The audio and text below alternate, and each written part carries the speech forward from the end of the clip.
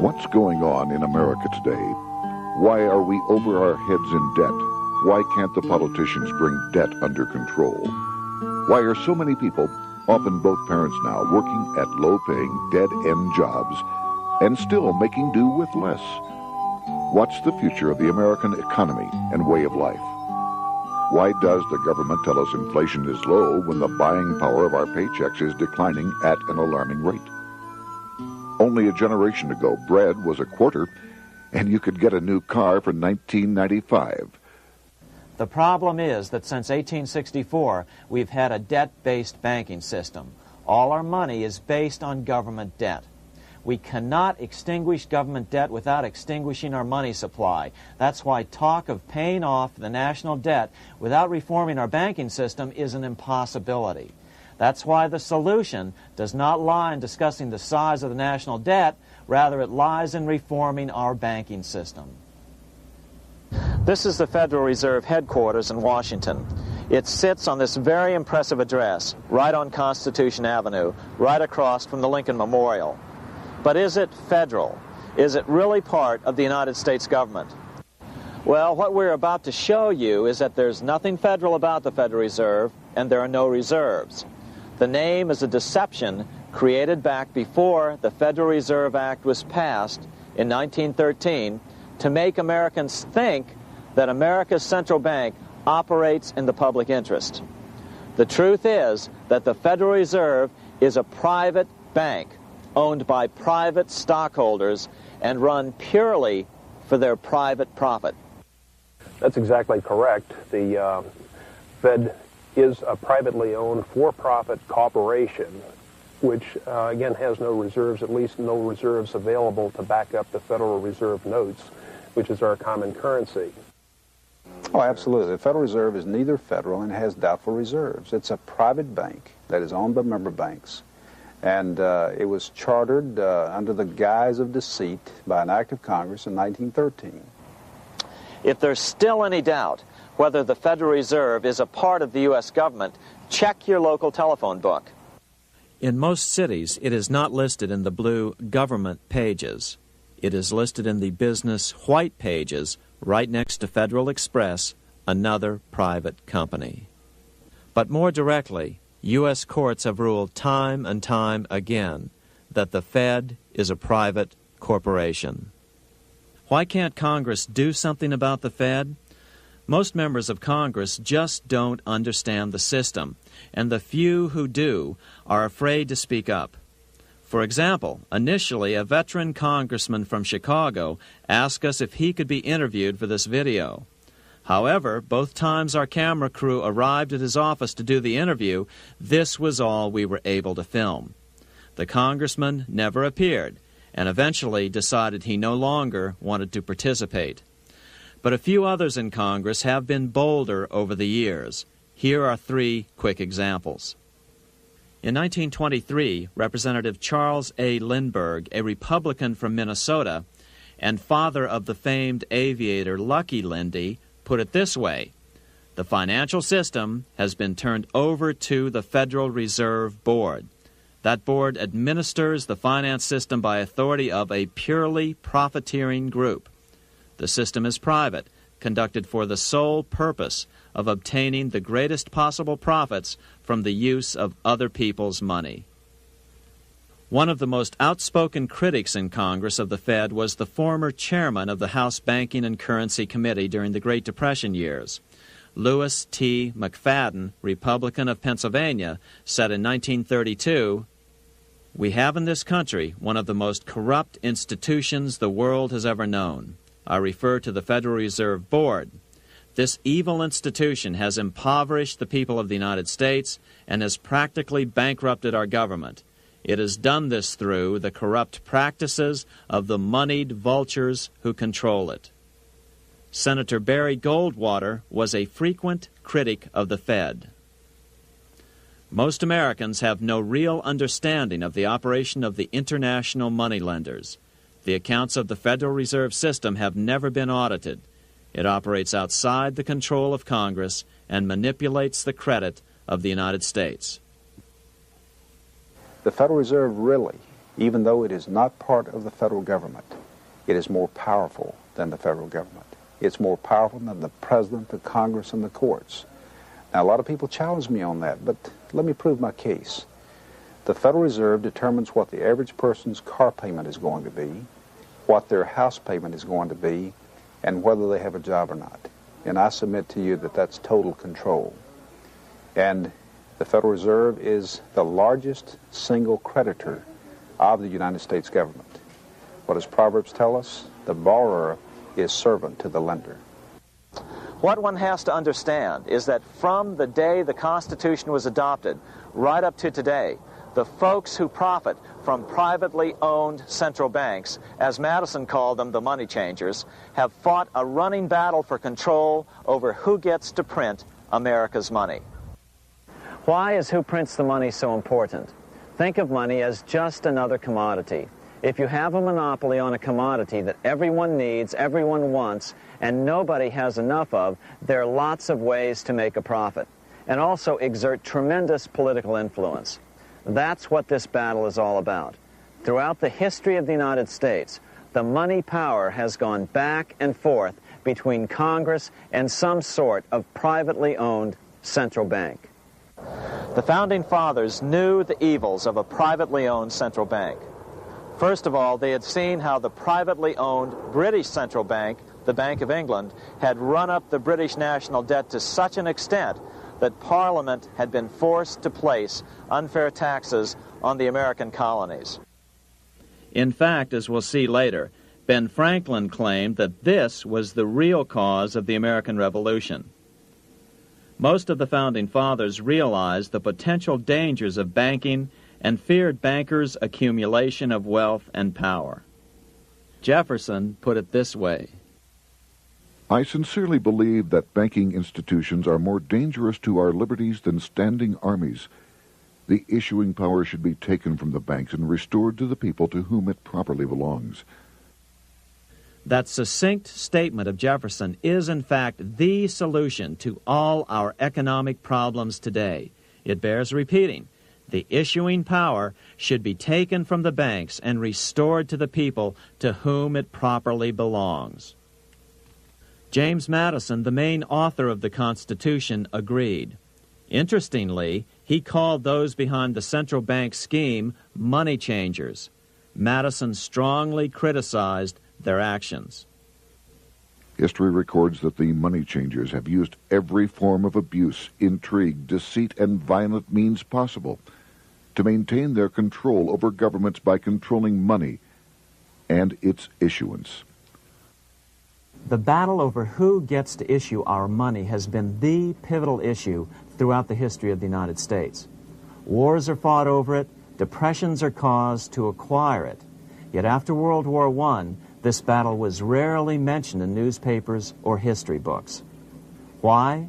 By World War I, the money changers, with their dominant wealth, had seized control of most of the nation's press. Throughout U.S. history, this battle over who gets the power to issue our money has raged. In fact, it's changed hands back and forth 8 times since 1764, yet this fact has virtually vanished from public view for over 3 generations behind a smokescreen emitted by Fed cheerleaders in the media. Until we stop talking about deficits and government spending and start talking about who controls how much money we have, it's all just a big shell game, a complete and utter deception. It won't matter if you pass an ironclad amendment to the Constitution mandating a balanced budget. Our situation is only going to get worse until we root out the cause at its source. What's the solution for our national problem? First of all, education. That's what this video presentation is all about. But secondly, we must act. We must take back the power to issue our own money. Issuing our own money is not a radical solution. I want to stress that. It's the same solution used at different points in U.S. history by men like Benjamin Franklin, Thomas Jefferson, Andrew Jackson, Martin Van Buren, and Abraham Lincoln. So, to sum it up, in 1913, Congress gave an independent central bank, deceptively named the Federal Reserve, a monopoly over issuing America's money, and the debt generated by this quasi-private corporation is what is killing the American economy. Though the Federal Reserve is now the most powerful central bank in the world, it was not the first. So where did this idea come from? To really understand the magnitude of the problem, we have to travel back to Europe. Just who are these money changers James Madison spoke of? In the Bible, 2,000 years ago, Jesus drove the money changers from the temple. It was the only time Jesus used force during his ministry. What were money changers doing in the temple? When Jews came to Jerusalem to pay their temple tax, they could only pay it with a special coin, the half shekel of the sanctuary. This was a half ounce of pure silver about this size. It was the only coin around at that time which was pure silver and of assured weight without the image of a pagan emperor. Therefore, to Jews, the half shekel was the only coin acceptable to God. But these coins were not plentiful. The money changers had cornered the market on them. Then they raised the price, just like any other commodity, to whatever the market would bear. In other words, money changers were making exorbitant profits because they held a virtual monopoly on money. The Jews had to pay whatever they demanded. To Jesus, this totally violated the sanctity of God's house.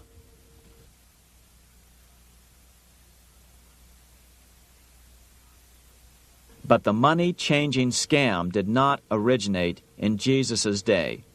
200 years before Christ, Rome was having trouble with money changers. 2 early Roman emperors had tried to diminish the power of the money changers by reforming usury laws and limiting land ownership to 500 acres. They were both assassinated. In 48 BC, Julius Caesar took back the power to coin money from the money changers and minted coins for the benefit of all. With this new, plentiful supply of money, he built great public works projects. By making money plentiful, Caesar won the love of the common man. But the money changers hated him. Some believe this was an important factor in Caesar's assassination. One thing is for sure, with the death of Caesar came the demise of plentiful money in Rome. Taxes increased, as did corruption. Just as in the case of America today, usury and debased coin became the rule. Eventually, the Roman money supply was reduced by 90%. As a result, the common people lost their lands and their homes, just as is about to happen soon in America. With the demise of plentiful money, the masses lost confidence in the Roman government and refused to support it. Rome plunged into the gloom of the Dark Ages.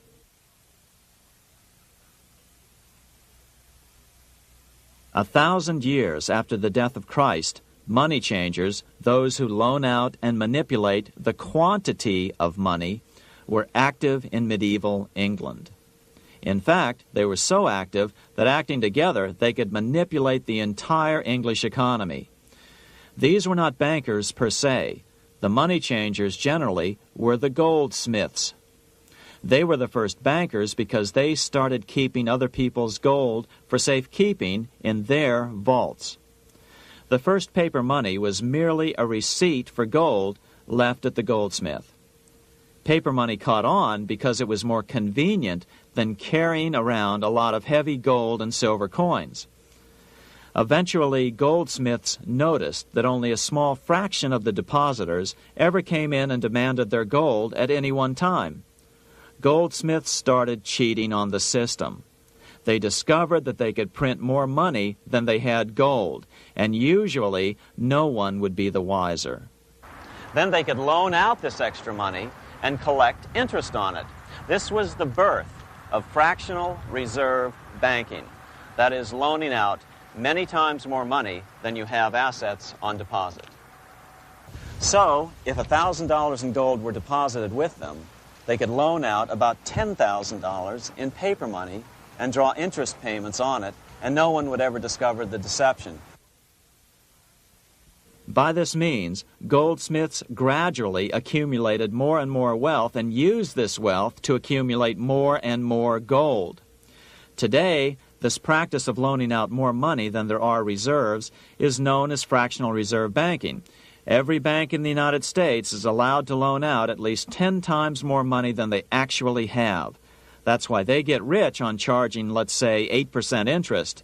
It's not really 8% per year, which is their income. It's 80%. That's why bank buildings are always the largest in town. But does that mean that all interest or all banking should be illegal? Hardly.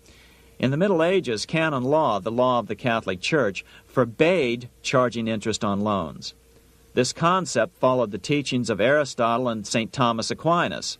They taught that the purpose of money was to serve the members of society, to facilitate the exchange of goods needed to lead a virtuous life. Interest, in their belief, hindered this purpose by putting an unnecessary burden on the use of money. In other words, interest was contrary to reason and justice. Reflecting church law in the Middle Ages, Europe forbade charging interest on loans and made it a crime called usury. As commerce grew, and therefore opportunities for investment arose in the late Middle Ages, it came to be recognized that to loan money had a cost for the lender, both in risk and in lost opportunity. So some charges were allowed, but not interest per se. But all moralists, no matter what religion, condemn fraud, oppression of the poor, and injustice as clearly immoral. As we will see, fractional reserve lending is rooted in a fraud, results in widespread poverty, and reduces the value of everyone else's money. The ancient goldsmiths discovered that extra profits could be made by rowing the economy between easy money and tight money. When they made money easier to borrow, then the amount of money in circulation expanded. Money was plentiful. People took out more loans to expand their businesses. But then the money changers would tighten the money supply. They would make loans more difficult to get. What would happen? Just what happens today. A certain percentage of people could not repay their previous loans and could not take out new loans to repay the old ones. Therefore, they went bankrupt and had to sell their assets to the goldsmiths for pennies on the dollar. The same thing is still going on today. Only today, we call this rowing of the economy up and down the business cycle. Like Julius Caesar, King Henry I of England finally resolved to take the money power away from the goldsmiths about 1100 A.D.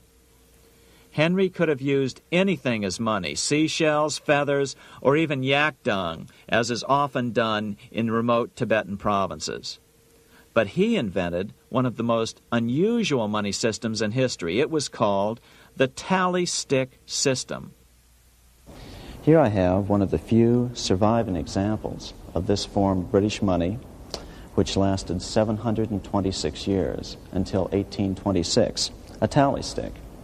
The tally system was adopted to avoid the monetary manipulation of the goldsmiths. Tally sticks were money fabricated out of sticks of polished wood. Notches were cut along one edge of the stick to indicate the denominations. Then the stick was split lengthwise through the notches so that both pieces still had a record of the notches. The king kept one half to protect against counterfeiting. Then he would spend the other half into the economy and they would circulate as money. This particular tally stick is huge. It represented 25,000 pounds. One of the original stockholders in the Bank of England purchased his original shares with this stick. In other words, he bought shares in the world's richest and most powerful corporation with a stick of wood. It's ironic that after its formation in 1694, the Bank of England attacked the tally stick system because it was money outside the power of the money changers, just as King Henry had wanted it to be. Why do people accept sticks of wood for money? That's a great question. Throughout history, people traded anything they thought had value and used as money. You see, the secret is that money is only what people agree on to use as money. What's our paper money today? It's really just paper. But here's the trick. King Henry ordered that tally sticks had to be used to pay the king's taxes. This built-in demand for tally sticks immediately made them circulate and be accepted as money. And they worked well. In fact, no other form of money has worked so well for so long as tally sticks. Keep in mind, the British Empire was built under the tally stick system. The tally stick system succeeded despite the fact that the money changers constantly attacked it by offering the metal coin system as competition. In other words, metal coins never went completely out of circulation, but tally sticks hung on because they were good for the payment of taxes. Finally, in the 1500s, King Henry VIII relaxed the laws concerning usury, and the money changers wasted no time reasserting themselves. They quickly made their gold and silver money plentiful for a few decades. But when Queen Mary took the throne and tightened the usury laws again, the money changers renewed the hoarding of gold and silver coins, forcing the economy to plummet. When Queen Mary's sister, Queen Elizabeth I, took the throne, she was determined to regain control over English money. Her solution was to issue gold and silver coins from the public treasury and take the control over the money supply away from the money changers. Although control over money was not the only cause of the English Revolution in 1642, religious differences fueled the conflict. Monetary policy played a major role. Financed by the money changers, Oliver Cromwell finally overthrew King Charles, purged the Parliament, and put the king to death. The money changers were immediately allowed to consolidate their financial power. The result was that for the next 50 years, the money changers plunged Great Britain into a series of costly wars. They took over a square mile of property in the center of London, known as the City of London. This area today is still known as one of the 3 predominant financial centers of the world. Conflicts with the Stuart kings led the money changers in England to combine with those in the Netherlands to finance the invasion of William of Orange, who overthrew the Stuarts in 1688 and took the English throne.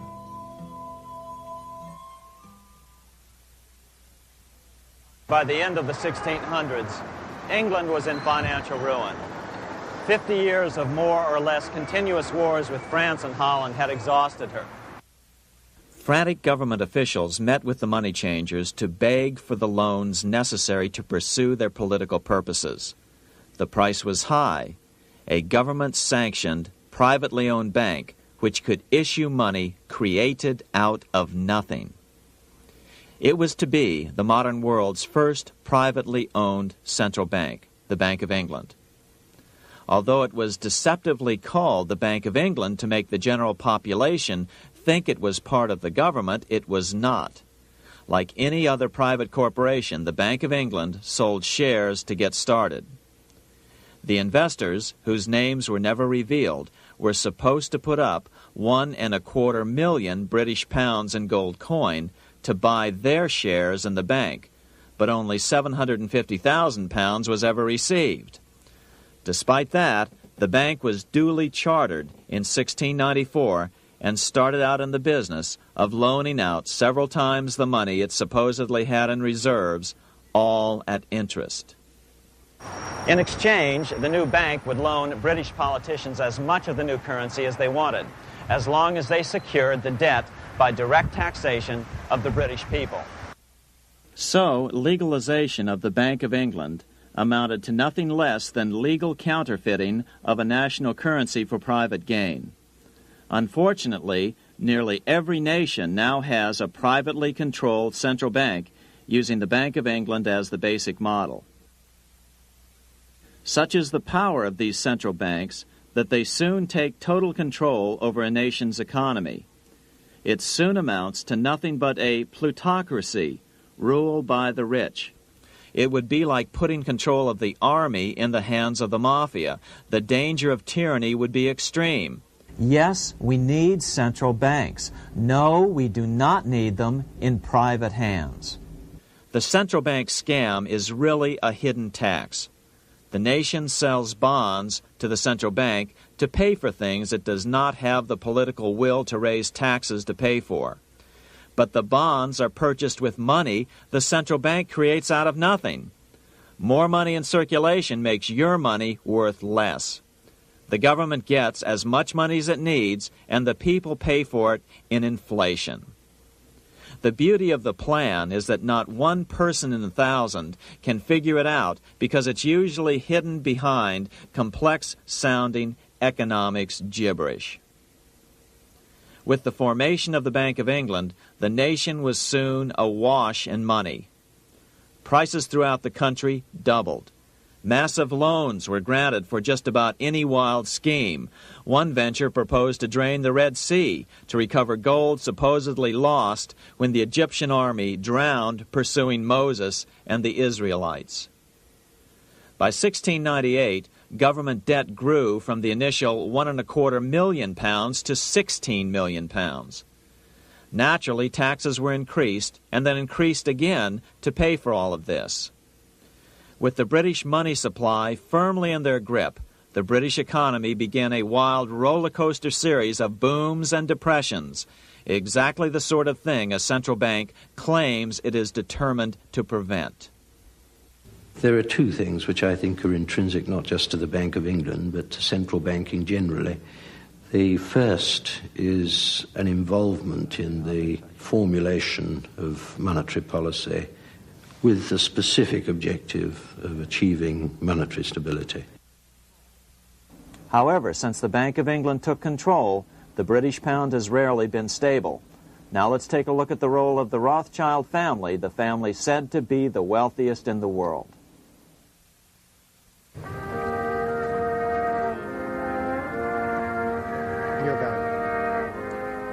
This is Frankfurt, Germany.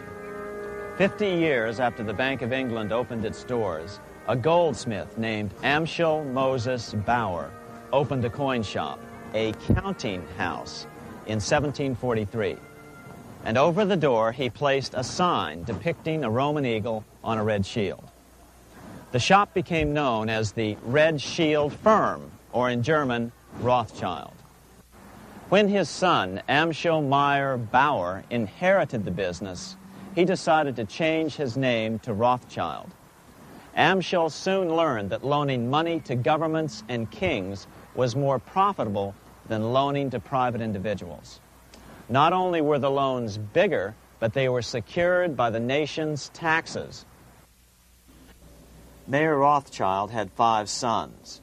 He trained them all in the skills of money creation, then sent them out to the major capitals of Europe to open branch offices of the family banking business.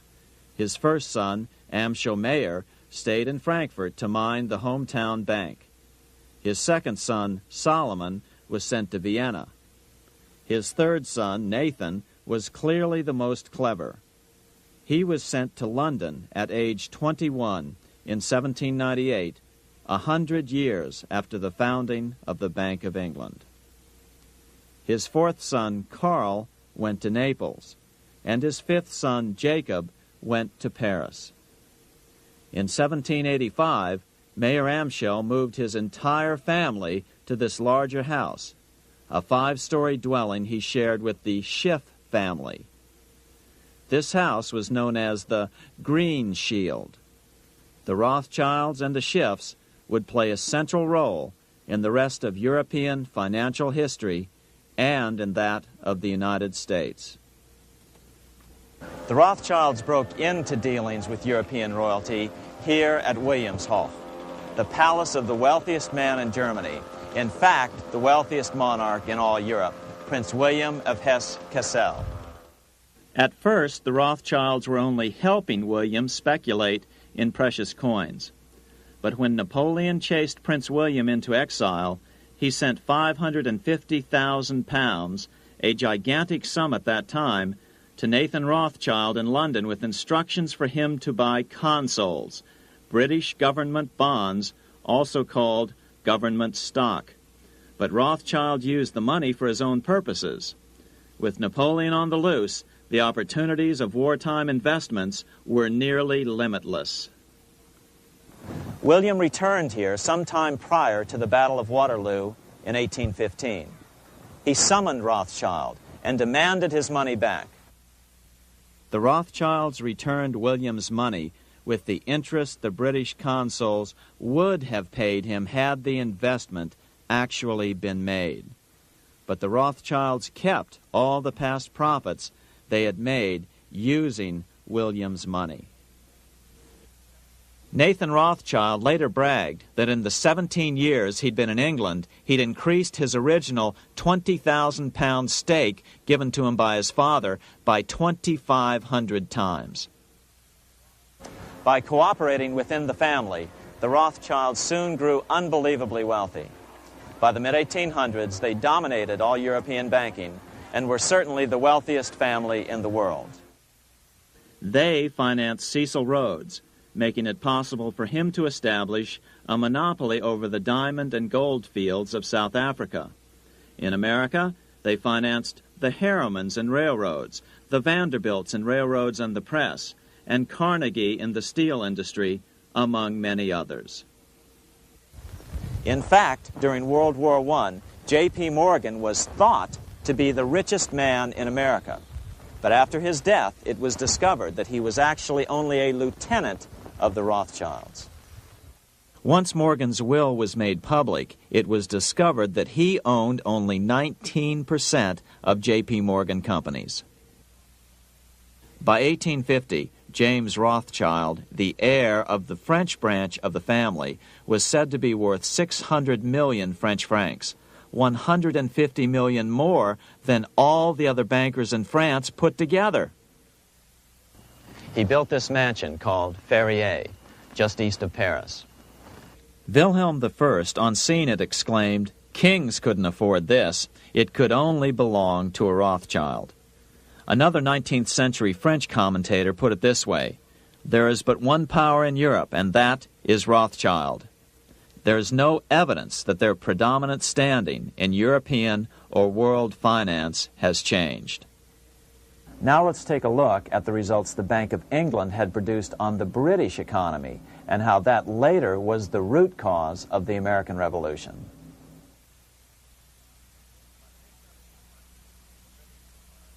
By the mid-1700s, the British Empire was nearing its height of power around the world. But Britain had fought 4 costly wars in Europe since the creation of their privately owned central bank, the Bank of England. The cost had been high. To finance these wars, the British Parliament here had borrowed heavily from the bank. By the mid-1700s, the government's debt here in Britain was £140 million, a staggering sum for those days. Consequently, the British government embarked on a program of trying to raise revenues from their American colonies in order to make their interest payments to the bank.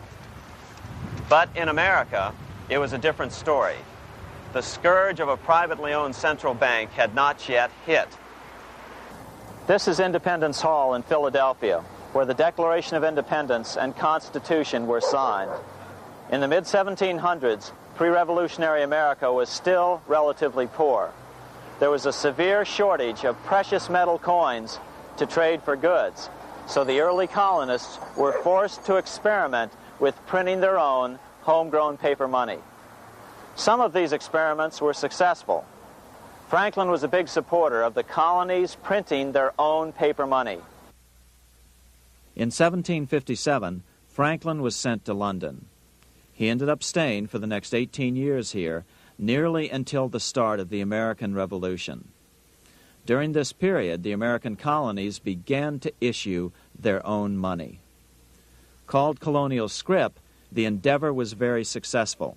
It provided a reliable medium of exchange, and it also helped to provide a feeling of unity between the colonies. Remember, colonial scrip was just paper money, debt-free money, printed in the public interest, and not backed by gold or silver coin. In other words, it was a totally fiat currency. One day, officials of the Bank of England asked Franklin how he would account for the newfound prosperity of the colonies. Without hesitation, he replied, "That is simple. In the colonies, we issue our own money. It is called colonial scrip. We issue it in proper proportion to the demands of trade and industry to make the products pass easily from the producers to the consumers. In this manner, creating for ourselves our own paper money, we control its purchasing power, and we have no interest to pay to no one." This was just common sense to Franklin, but you can imagine the impact it had on the Bank of England.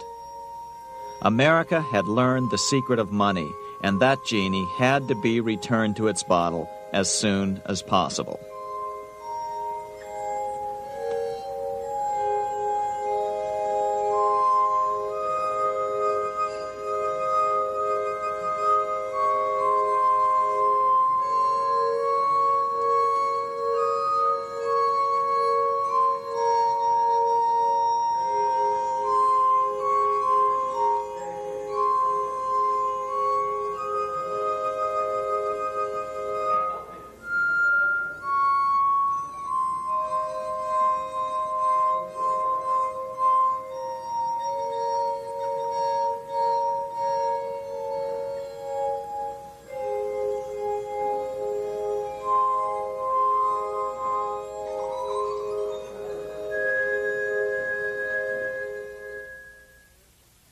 As a result, Parliament hurriedly passed the Currency Act of 1764. This prohibited colonial officials from issuing their own money and ordered them to pay all future taxes in gold or silver coins. In other words, it forced the colonies on a gold or silver standard. For those who still believe that a gold standard is the answer for America's current monetary problems, look what happened to America after that. Writing in his autobiography, Franklin said, "In 1 year, the conditions were so reversed that the era of prosperity ended and a depression set in to such an extent that the streets of the colonies were filled with unemployed." Franklin claims that this was even the basic cause for the American Revolution. As Franklin put it in his autobiography, "The colonies would gladly have borne a little tax on tea and other matters had it not been that England took away from the colonies their money, which created unemployment and dissatisfaction. The inability of the colonists to get the power to issue their own money permanently out of the hands of George III and the international bankers was the prime reason for the Revolutionary War." By the time the first shots were fired in Lexington, Massachusetts, on April 19, 1775, the colonies had been drained of gold and silver coin by British taxation. As a result, the Continental government had no choice but to print money to finance the war. At the start of the Revolution, the U.S. money supply stood at $12 million. By the end of the war, it was nearly $500 million. As a result, the currency was virtually worthless. Shoes sold for $5,000 a pair.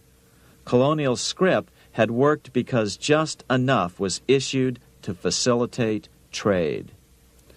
As George Washington lamented, "A wagon load of money will scarcely purchase a wagon load of provisions." Today, those who support a gold-backed currency point to this period during the Revolution to demonstrate the evils of a fiat currency. But remember, the same currency had worked so well 20 years earlier during times of peace that the Bank of England had Parliament outlaw it. Towards the end of the Revolution, the Continental Congress, meeting here at Independence Hall, grew desperate for money.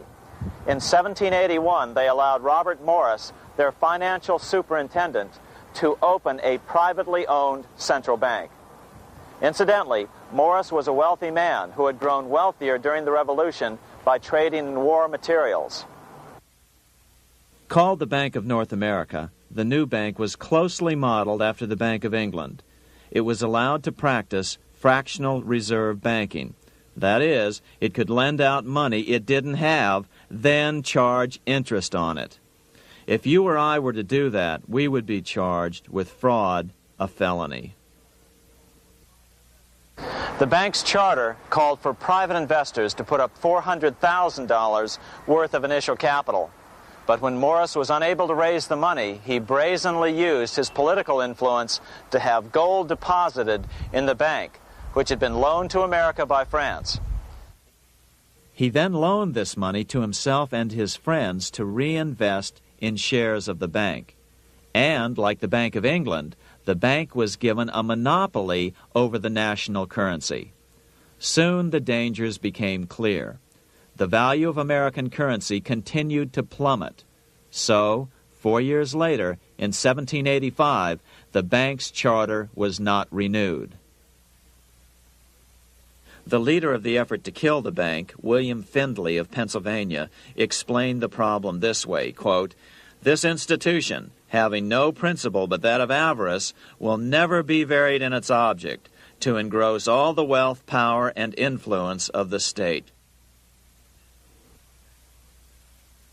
The men behind the Bank of North America, Alexander Hamilton, Robert Morris, and the bank's president, Thomas Weiling, did not give up.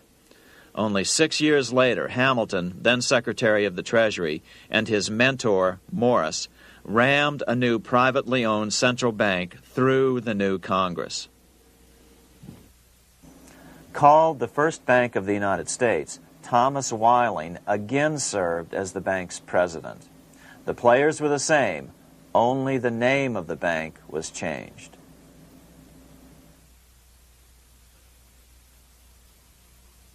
In 1787, colonial leaders assembled in Philadelphia to replace the ailing Articles of Confederation. As we saw earlier, both Thomas Jefferson and James Madison were unalterably opposed to a privately owned central bank. They had seen the problems caused by the Bank of England. They wanted nothing of it. As Jefferson later put it, "If the American people ever allow private banks to control the issue of their currency, first by inflation, then by deflation, the banks and the corporations which grow up around them will deprive the people of all property until their children wake up homeless on the continent their fathers conquered." during the debate over the future monetary system, another one of the founding fathers, Gouverneur Morris, castigated the motivations of the owners of the Bank of North America. Gouverneur Morris headed the committee that wrote the final draft of the Constitution. Morris knew the motivations of the bank well. Along with his old boss, Robert Morris, Gouverneur Morris and Alexander Hamilton were the ones who had presented the original plan for the Bank of North America to the Continental Congress in the last year of the Revolution. In a letter he wrote to James Madison on July 2nd, 1787, Gouverneur Morris revealed what was really going on. "The rich will strive to establish their dominion and enslave the rest. They always did. They always will. They will have the same effect here as elsewhere if we do not, by the power of government, keep them in their proper spheres." Despite the defection of Gouverneur Morris from the ranks of the bank, Hamilton, Robert Morris, Thomas Weiling, and their European backers were not about to give up. They convinced the bulk of the delegates to the Constitutional Convention to not give Congress the power to issue paper money. Most of the delegates were still reeling from the wild inflation of the paper currency during the Revolution. They had forgotten how well colonial scrip had worked before the war. But the Bank of England had not. The money changers could not stand to have America printing her own money again. So the Constitution is silent on the matter. This grievous defect left the door wide open for the money changers, just as they had planned.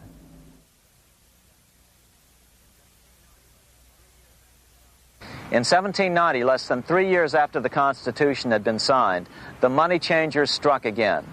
The newly appointed first Secretary of the Treasury, Alexander Hamilton, proposed a bill to the Congress calling for a new, privately owned central bank. Coincidentally, that was the very year that Amschel Rothschild made his pronouncement from his flagship bank in Frankfurt. Let me issue and control a nation's money, and I care not who writes the laws. Alexander Hamilton was a tool of the international bankers, and he wanted to create the U.S. Bank, the BUS, or the Bank of the United States, and did so. Interestingly, one of Hamilton's first jobs after graduating from law school in 1782 was as an aide to Robert Morris, the head of the Bank of North America. In fact, the year before, Hamilton had written Morris a letter saying, "A national debt, if it is not excessive, will be to us a national blessing." A blessing to whom? After a year of intense debate, in 1791, Congress passed the bill and gave it a 20-year charter. The new bank was to be called the First Bank of the United States, or BUS. Here we are in front of the First Bank of the United States in Philadelphia. The bank was given a monopoly on printing U.S. currency, even though 80% of its stock would be held by private investors. The other 20% would be purchased by the U.S. government. But the reason was not to give the government a piece of the action. It was to provide the capital for the other 80% owners. As with the old Bank of North America and the Bank of England before that, the stockholders never paid the full amount for their shares. The U.S. government put up their initial $2 million in cash. Then the bank, through the old magic of fractional reserve lending, made loans to its charter investors so they could come up with the remaining $8 million of capital needed for this risk-free investment. Like the Bank of England, the name of the Bank of the United States was deliberately chosen to hide the fact that it was privately controlled. And like the Bank of England, the names of the investors in the bank were never revealed. Many years later, it was a common saying that the Rothschilds were the power behind the old Bank of the United States. The bank was sold to Congress as a way to bring stability to the banking system and eliminate inflation. So what happened? Over the first 5 years, the U.S. government borrowed $8.2 million from the Bank of the United States. In the same 5-year period, prices rose by 72%. Jefferson, as the new Secretary of State, watched the borrowing with sadness and frustration, unable to stop it. I wish it were possible to obtain a single amendment to our Constitution, taking from the federal government the power of borrowing. Millions of Americans feel the same way today. They watch in helpless frustration as the federal government borrows the American economy into oblivion. So, although it was called the First Bank of the United States, it was not the first attempt at a privately owned central bank in this country. As with the Bank of North America, the government put up most of the cash to get this private bank going, then the bankers loaned the money to each other to buy the remaining stock in the bank. It was a scam, plain and simple, and they wouldn't be able to get away with it for long.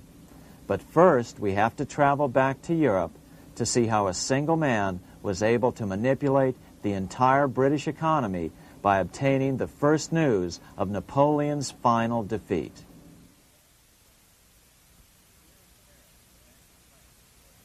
Here in Paris, the Bank of France was organized in 1800, just like the Bank of England. But Napoleon decided France had to break free of debt, and he never trusted the Bank of France. He declared that when a government is dependent upon bankers for money, the bankers, not the leaders of the government, are in control. The hand that gives is above the hand that takes. Money has no motherland. Financiers are without patriotism and without decency. Their sole object is gain. Back in America, unexpected help was about to arrive.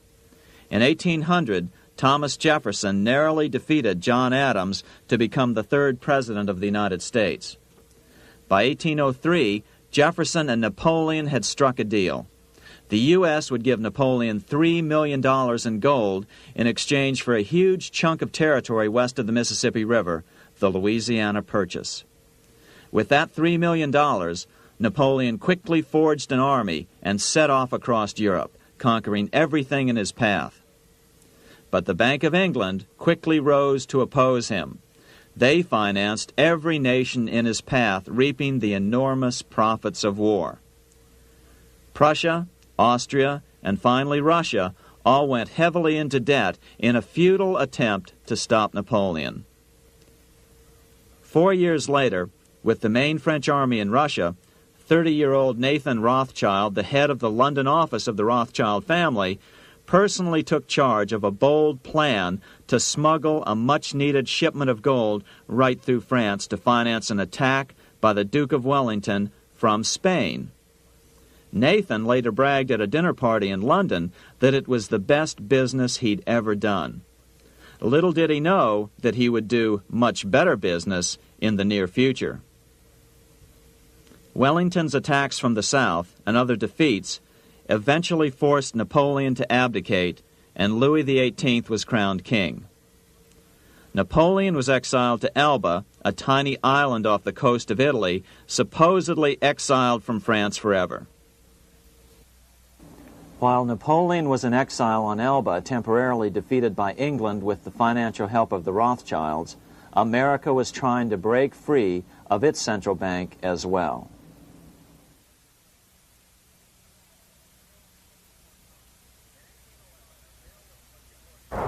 In 1811, a bill was put before Congress to renew the charter of the Bank of the United States. The debate grew very heated, and the legislatures of both Pennsylvania and Virginia passed resolutions asking Congress to kill the bank. The press corps of the day attacked the bank openly, calling it a great swindle, a vulture, a viper, and a cobra. Oh, to have an independent press once again in America. A congressman named P.B. Porter attacked the bank from the floor of Congress, saying if the bank's charter was renewed, Congress, quote, will have planted in the bosom of this Constitution a viper, which one day or another will sting the liberties of this country to the heart, close quote. Prospects didn't look that good for the bank. Some writers have even claimed that Nathan Rothschild warned that the United States would find itself involved in a most disastrous war if the bank's charter were not renewed. But it wasn't enough. When the smoke had cleared, the renewal bill was defeated by a single vote in the House and was deadlocked in the Senate. By now, America's fourth president, James Madison, was in the White House. Remember, Madison was a staunch opponent of the bank. His vice president, George Clinton, broke a tie in the Senate and sent the bank into oblivion. Within 5 months, England attacked the U.S., and the War of 1812 was on. But the British were still busy fighting Napoleon, and so the War of 1812 ended in a draw in 1814. Though the money changers were temporarily down, they were far from out. It would take them only another 2 years to bring back their bank bigger and stronger than ever.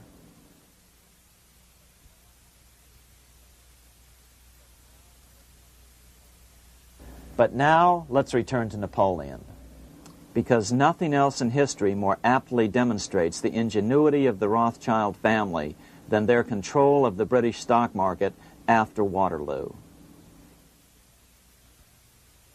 In 1815, a year after the end of the War of 1812 in America, Napoleon escaped his exile and returned to Paris.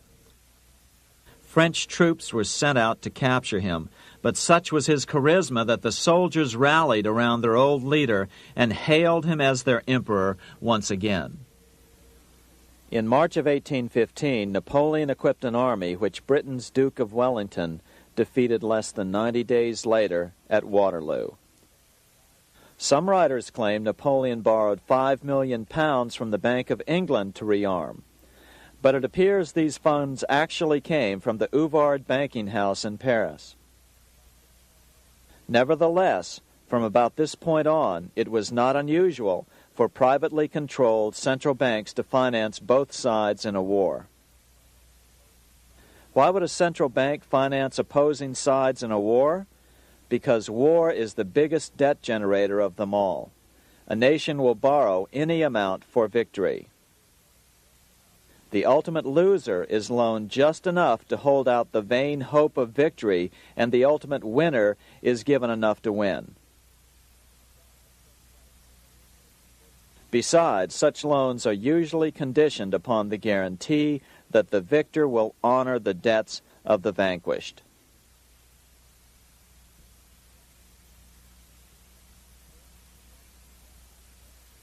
This is the Waterloo battlefield about 200 miles northeast of Paris in what today is Belgium. Here Napoleon suffered his final defeat, but not before thousands of French and Englishmen gave their lives on a steamy summer day in July of 1815. Right over there, on June 18, 1815, 74,000 French troops met 67,000 troops from Britain and other European nations. The outcome was certainly in doubt. In fact, had Napoleon attacked a few hours earlier, he would probably have won the battle. But no matter who won or lost, back in London, Nathan Rothschild planned to use the opportunity to try to seize control over the British stock and bond market and possibly even the Bank of England.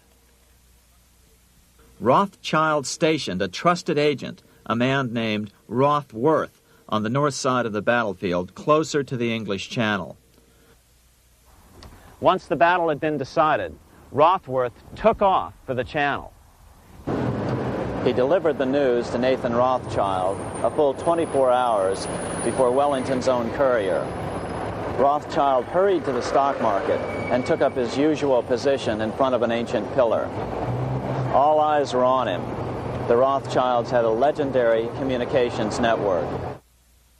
If Wellington had been defeated and Napoleon was loose on the continent again, Britain's financial situation would become grave indeed. Rothschild looked saddened. He stood there motionless, eyes downcast. Then suddenly he began selling. Other nervous investors saw that Rothschild was selling. It could only mean one thing. Napoleon must have won, Wellington must have lost. The market plummeted. Soon everyone was selling their consols, their British government bonds, and prices dropped sharply. But then Rothschild started secretly buying up the consols through his agents for only a fraction of their worth hours before. Myths, legends, you say? 100 years later, the New York Times ran a story which said that Nathan's grandson had attempted to secure a court order to suppress a book with this stock market story in it. The Rothschild family claimed the story was untrue and libelous, but the court denied the Rothschilds' request and ordered the family to pay all court costs. What's even more interesting about this story is that some authors claim that the day after the Battle of Waterloo, in a matter of hours, Nathan Rothschild came to dominate not only the bond market, but the Bank of England as well. Whether or not the Rothschild family seized control of the Bank of England, the first privately owned central bank in a major European nation and the wealthiest, one thing is certain. By the mid-1800s, the Rothschilds were the richest family in the world, bar none. They dominated the new government bond markets and branched into other banks and industrial concerns. In fact, the rest of the 19th century was known as the Age of the Rothschilds. Despite this overwhelming wealth, the family has generally cultivated an aura of invisibility. Although the family controls scores of industrial, commercial, mining, and tourist corporations, only a handful bear the Rothschild name. By the end of the 19th century, one expert estimated that the Rothschild family controlled half the wealth of the world. Whatever the extent of their vast wealth, it is reasonable to assume that their percentage of the world's wealth has increased since then. But since the turn of the century, the Rothschilds have cultivated the notion that their power has somehow waned even as their wealth increases.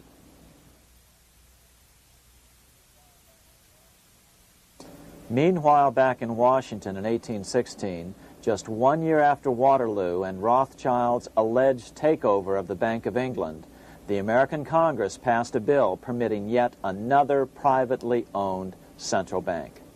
This bank was called the Second Bank of the United States. The new bank's charter was a copy of the previous banks.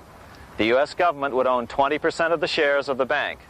Of course, the federal share was paid by the Treasury up front into the bank's coffers. Then, through the magic of fractional reserve lending, it was transformed into loans to private investors who then bought the remaining 80% of the shares. Just as before, the primary stockholders remained a secret. But it is known that the largest block of shares, about 1/3 of the total, were sold to foreigners. As one observer put it, it is certainly no exaggeration to say that the Second Bank of the United States was rooted as deeply in Britain as it was in America. So, by 1816, some authors claim the Rothschilds had taken control over the Bank of England and backed a new, privately owned central bank in America as well.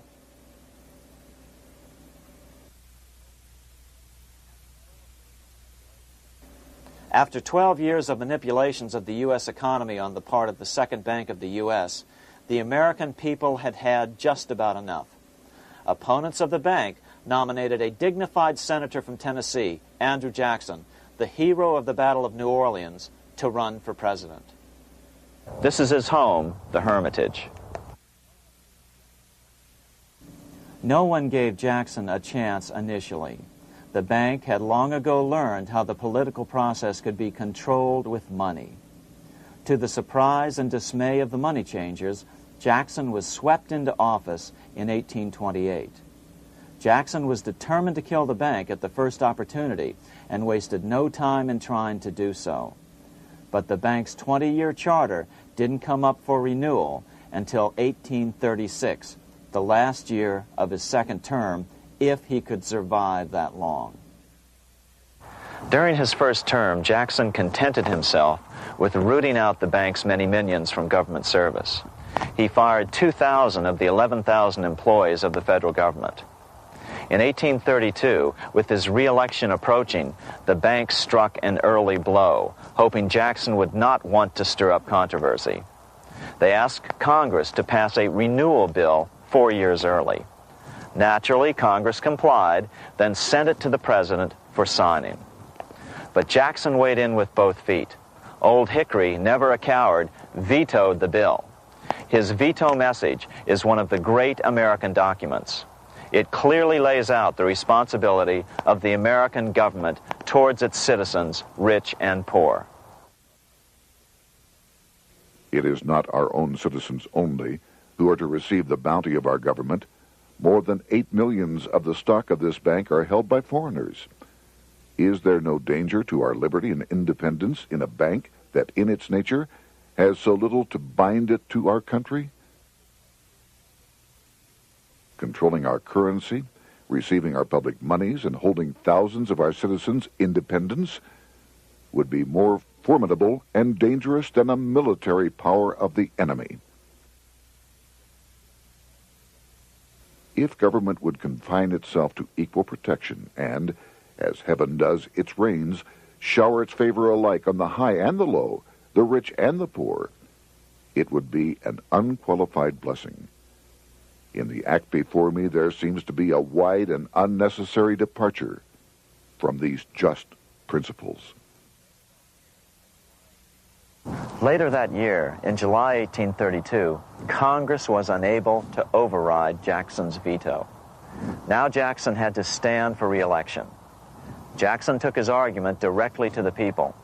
For the first time in U.S. history, Jackson took his presidential campaign on the road.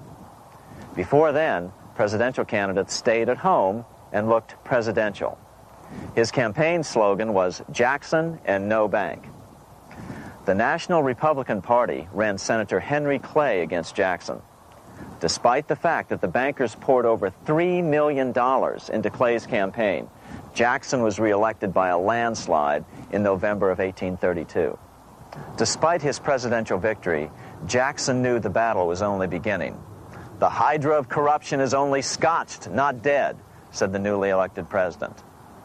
Jackson ordered his new Secretary of Treasury, Lewis McLean, to start removing the government's deposits from the second bank and start placing them in state banks. But McLean refused to do so. Jackson fired him and appointed William J. Duane as the new Secretary of the Treasury. Duane also refused to comply with the president's requests, and so Jackson fired him as well and then appointed Roger B. Taney to the office. Taney did withdraw government funds from the bank starting on October 1st, 1833. Jackson was jubilant. "I have it chained. I'm ready with screws to draw every tooth and then the stumps."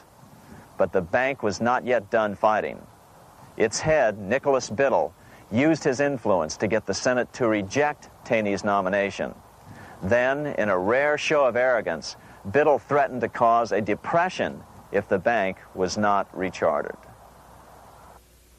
This worthy president thinks that because he has scalped Indians and imprisoned judges, he is to have his way with the bank. He is mistaken.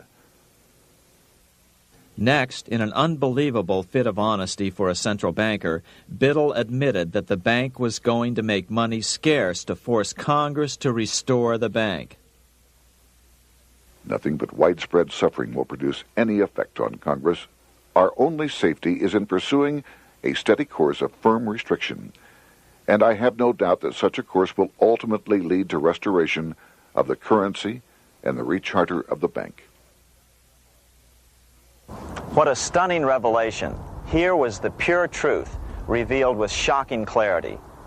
Biddle intended to use the money contraction power of the bank to cause a massive depression until America gave in.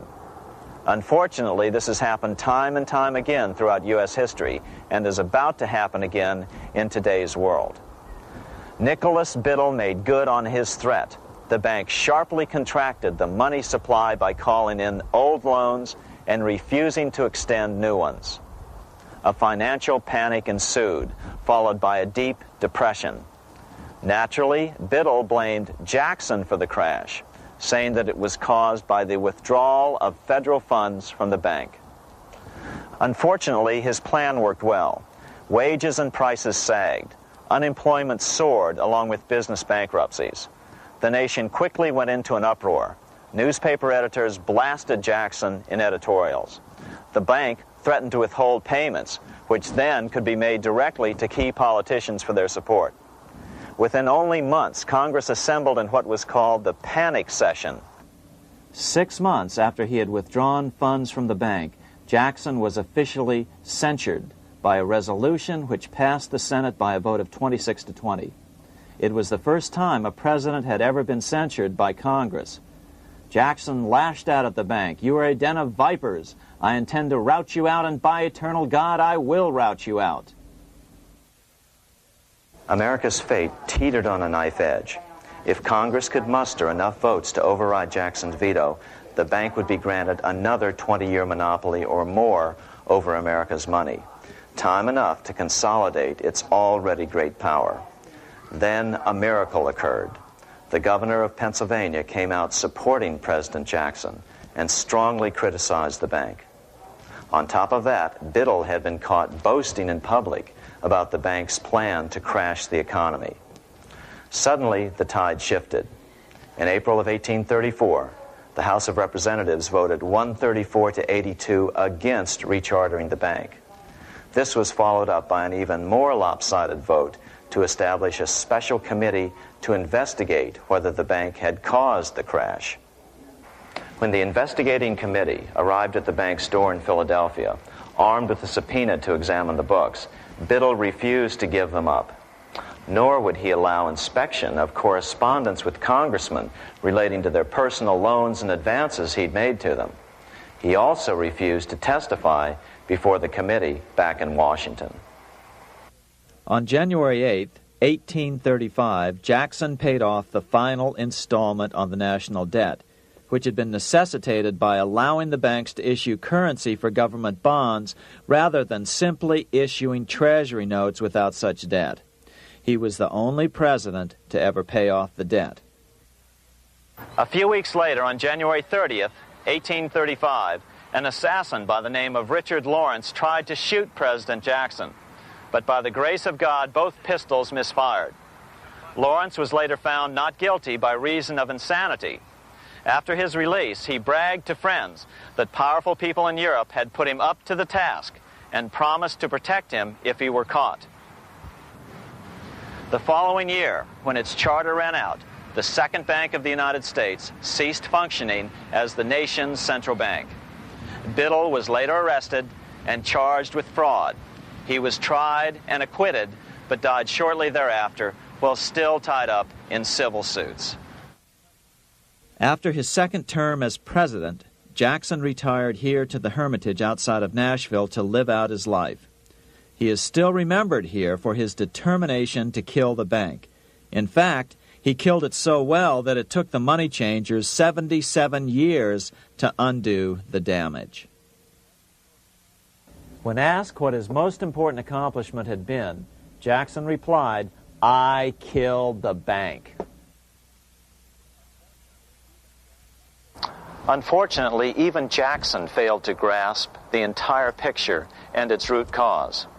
Although Jackson had killed the central bank, the most insidious weapon of the money changers, fractional reserve banking, remained in use by the numerous state-chartered banks.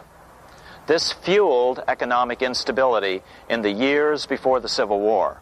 Still, the central bankers were out, and as a result, America thrived as it expanded westward. During this time, the principal money changers struggled to regain their lost centralized power, but to no avail. Then, finally, they reverted to the old central bankers' formula: war to create debt and dependency. If they couldn't get their central bank any other way, America could be brought to its knees by plunging it into a civil war, just as they had done in 1812 after the first Bank of the United States was not rechartered. 1 month after the inauguration of Abraham Lincoln, the first shots of the American Civil War were fired here at Fort Sumter, South Carolina, on April 12, 1861.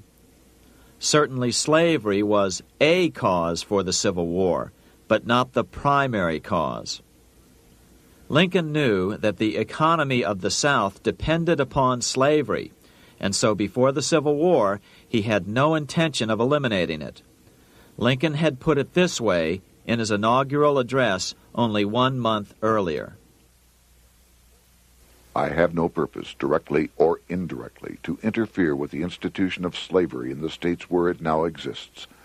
I believe I have no lawful right to do so, and I have no inclination to do so.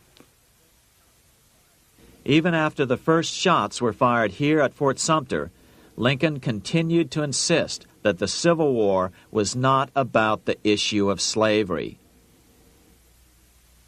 My paramount objective is to save the Union, and it is not either to save or destroy slavery. If I could save the Union without freeing any slave, I would do it.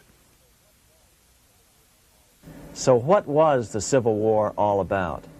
There were many factors at play.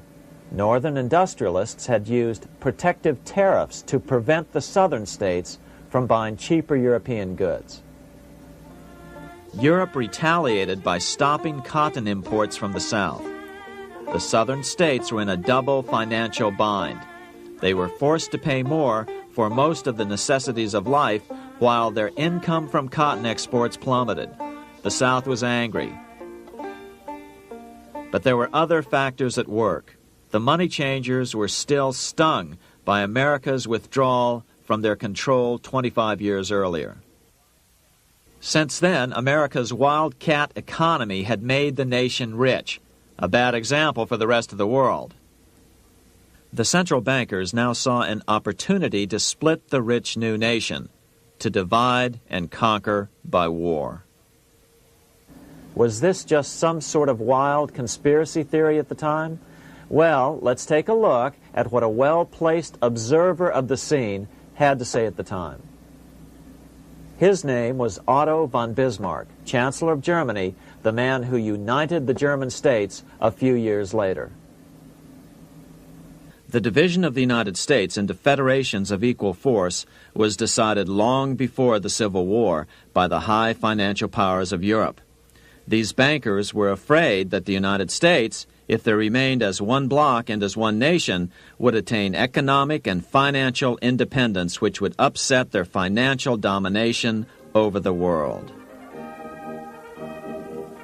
Within months after the first shots here at Fort Sumter, the central bankers loaned Napoleon III of France, the nephew of the Waterloo Napoleon, 210 million francs to seize Mexico and station troops along the southern border of the U.S., taking advantage of their war to violate the Monroe Doctrine and return Mexico to colonial rule.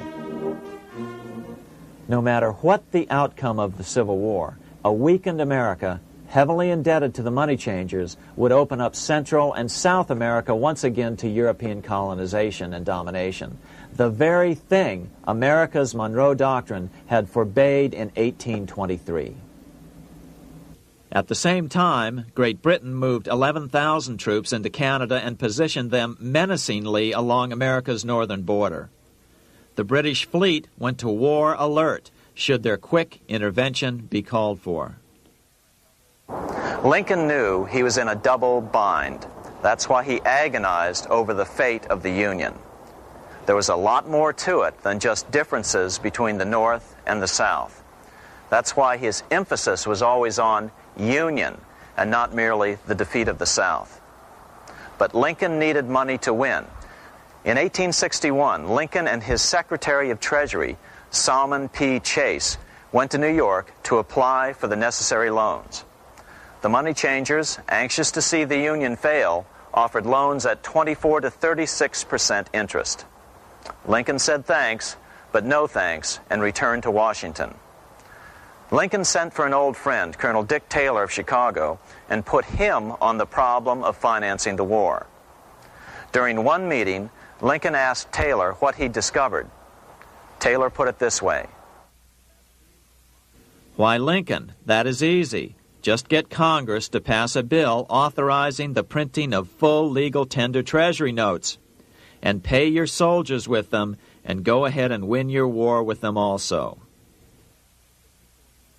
When Lincoln asked if the people of the United States would accept the notes, Taylor said, "The people, or anyone else, will not have any choice in the matter if you make them full legal tender. They will have the full sanction of the government and be just as good as any money, as Congress is given that express right by the Constitution." So that's exactly what Lincoln did. In 1862-63, he printed up $450 million worth of the new bills. In order to distinguish them from other banknotes in circulation, he printed them in green ink on the back side. That's why the notes were called greenbacks. With this new money, Lincoln paid the troops and bought their supplies. During the course of the war, nearly $450 million worth of greenbacks were printed at no interest to the federal government. Lincoln understood who was really pulling the strings and what was at stake for the American people. This is how he explained his rationale. The government should create, issue, and circulate all the currency and credit needed to satisfy the spending power of the government and the buying power of consumers. The privilege of creating and issuing money is not only the supreme prerogative of government, but it is the government's greatest creative opportunity. By the adoption of these principles, the taxpayers will be saved immense sums of interest. Money will cease to be master and become the servant of humanity. A truly incredible editorial in the London Times explained the central bankers' attitude towards Lincoln's greenbacks. If this mischievous financial policy, which has its origins in North America, shall become indurated down to a fixture, then That government will furnish its own money without cost. It will pay off debts and be without debt. It will have all the money necessary to carry on its commerce. It will become prosperous without precedent in the history of the world. The brains and wealth of all countries will go to North America. That country must be destroyed, or it will destroy every monarchy on the globe. The scheme was effective, so effective that the next year, 1863, with Federal and Confederate troops beginning to mass for the decisive battle of the Civil War, and the Treasury in need of further congressional authority to issue more greenbacks, Lincoln allowed the bankers to push through the National Bank Act. These new national banks would operate under a virtual tax-free status and collectively had the exclusive monopoly power to create the new form of money, banknotes. Though greenbacks continued to circulate, their numbers were not increased. But most importantly, from this point on, the entire U.S. money supply would be created out of debt by bankers buying U.S. government bonds and issuing them for reserves for banknotes. As historian John Kenneth Galbraith explained it, in numerous years following the war, the federal government ran a heavy surplus. It could not, however, pay off its debt, retire its securities, because to do so meant there would be no bonds to back the national banknotes. To pay off the debt was to destroy the money supply. Later in 1863, Lincoln got some unexpected help from Tsar Alexander II of Russia. The Tsar, like Bismarck in Germany, knew what the international money changers were up to and had steadfastly refused to let them set up a central bank in Russia. If America survived and was able to remain out of their clutches, the Tsar's position would remain secure. If the bankers were successful at dividing America and giving the pieces back to Great Britain and France, both nations under control of their central banks, eventually they would threaten Russia again. So the Tsar gave orders that if either England or France actively intervened and gave aid to the South, Russia would consider such action as a declaration of war. He did the same with part of his Pacific Fleet and sent them to port in San Francisco. Lincoln was reelected the next year, 1864. Had he lived, he would surely have killed the national bank's money monopoly extracted from him during the war. On November 21, 1864, he wrote a friend the following: The money power preys upon the nation in times of peace and conspires against it in times of adversity. It is more despotic than monarchy, more insolent than autocracy, more selfish than bureaucracy. Shortly before Lincoln was murdered, his former Secretary of Treasury, Salmon P. Chase, bemoaned his role in helping secure the passage of the National Banking Act only 1 year earlier. My agency in promoting the passage of the National Banking Act was the greatest financial mistake in my life. It has built up a monopoly which affects every interest in the country.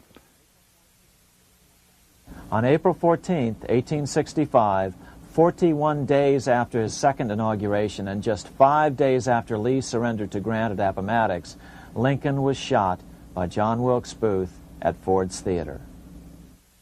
Bismarck, Chancellor of Germany, lamented the death of Abraham Lincoln. The death of Lincoln was a disaster for Christendom. There was no man in the United States great enough to wear his boots. I fear that foreign bankers, with their craftiness and tortuous tricks, will entirely corrupt the exuberant riches of America and use it systematically to corrupt modern civilization. They will not hesitate to plunge the whole of Christendom into wars and chaos in order that the earth should become their inheritance. Bismarck well understood the money changers' plan. Allegations that international bankers were responsible for Lincoln's assassination surfaced in Canada 70 years later in 1934. Gerald G. McGeer, a popular and well-respected Canadian attorney, revealed this stunning charge in a 5-hour speech before the Canadian House of Commons, blasting Canada's debt-based money system. Remember, it was 1934, the height of the Great Depression, which was ravaging Canada as well. McGeer had obtained evidence deleted from the public record, provided to him by Secret Service agents at the trial of John Wilkes Booth after Booth's death. McGeer said it showed that Booth was a mercenary working for the international bankers. According to an article in the Vancouver Sun of May 2nd, 1934, Abraham Lincoln, the martyred emancipator of the slaves, was assassinated through the machinations of a group representative of the international bankers who feared the United States President's national credit ambitions. There was only one group in the world at that time who had any reason to desire the death of Lincoln. They were the men opposed to his national currency program and who had fought him throughout the whole Civil War on his policy of greenback currency. Interestingly, McGeer claimed that Lincoln was assassinated not only because international bankers wanted to reestablish a central bank in America, but because they also wanted to base America's currency on gold. Gold they controlled. In other words, put America on a gold standard. Lincoln had done just the opposite by issuing U.S. notes, greenbacks, which were based purely on the good faith and credit of the United States. The article quoted McGeer as saying, "They were the men interested in the establishment of the gold standard and the right of the bankers to manage the currency and credit of every nation in the world. With Lincoln out of the way, they were able to proceed with that plan and did proceed with it in the United States. Within 8 years after Lincoln's assassination, silver was demonetized and the gold standard money system set up in the United States." Not since Lincoln has the U.S. issued debt-free United States notes. These red-sealed bills, which were issued in 1963, were not a new issue from President Kennedy, but merely the old greenbacks reissued year after year. In another act of folly and ignorance, the 1994 Regal Act actually authorized the replacement of Lincoln's greenbacks with debt-based notes. In other words, greenbacks were in circulation in the United States until 1994. Why was silver bad for the bankers and gold good? Simple. Because silver was plentiful in the United States. It was very hard to control. Gold was, and always has been, scarce. Throughout history, it has been relatively easy to monopolize gold, but silver has historically been 15 times more plentiful. With Lincoln out of the way, the money changers' next objective was to gain complete control over America's money. This was no easy task. With the opening of the American West, silver had been discovered in huge quantities. On top of that, Lincoln's greenbacks were generally popular. Despite the European central bankers' deliberate attacks on greenbacks, they continued to circulate in the United States, in fact, until a few years ago. According to historian W. Cleon Skousen, right after the Civil War, there was considerable talk about reviving Lincoln's brief experiment with the constitutional monetary system. Had not the European Money Trust intervened, it would have no doubt become an established institution. It is clear that the concept of America printing her own debt-free money sent shockwaves throughout the European central banking elite. They watched with horror as Americans clamored for more greenbacks. They may have killed Lincoln, but support for his monetary ideas grew. On April 12, 1866, nearly 1 year to the day of Lincoln's assassination, Congress went to work at the bidding of the European central banking interests. It passed the Contraction Act, authorizing the Secretary of the Treasury to begin to retire some of the greenbacks in circulation and thereby contract the money supply.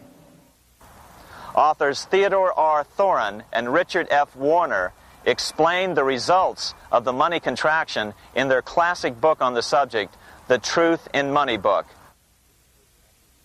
The hard times which occurred after the Civil War could have been avoided if the greenback legislation had continued as President Lincoln had intended.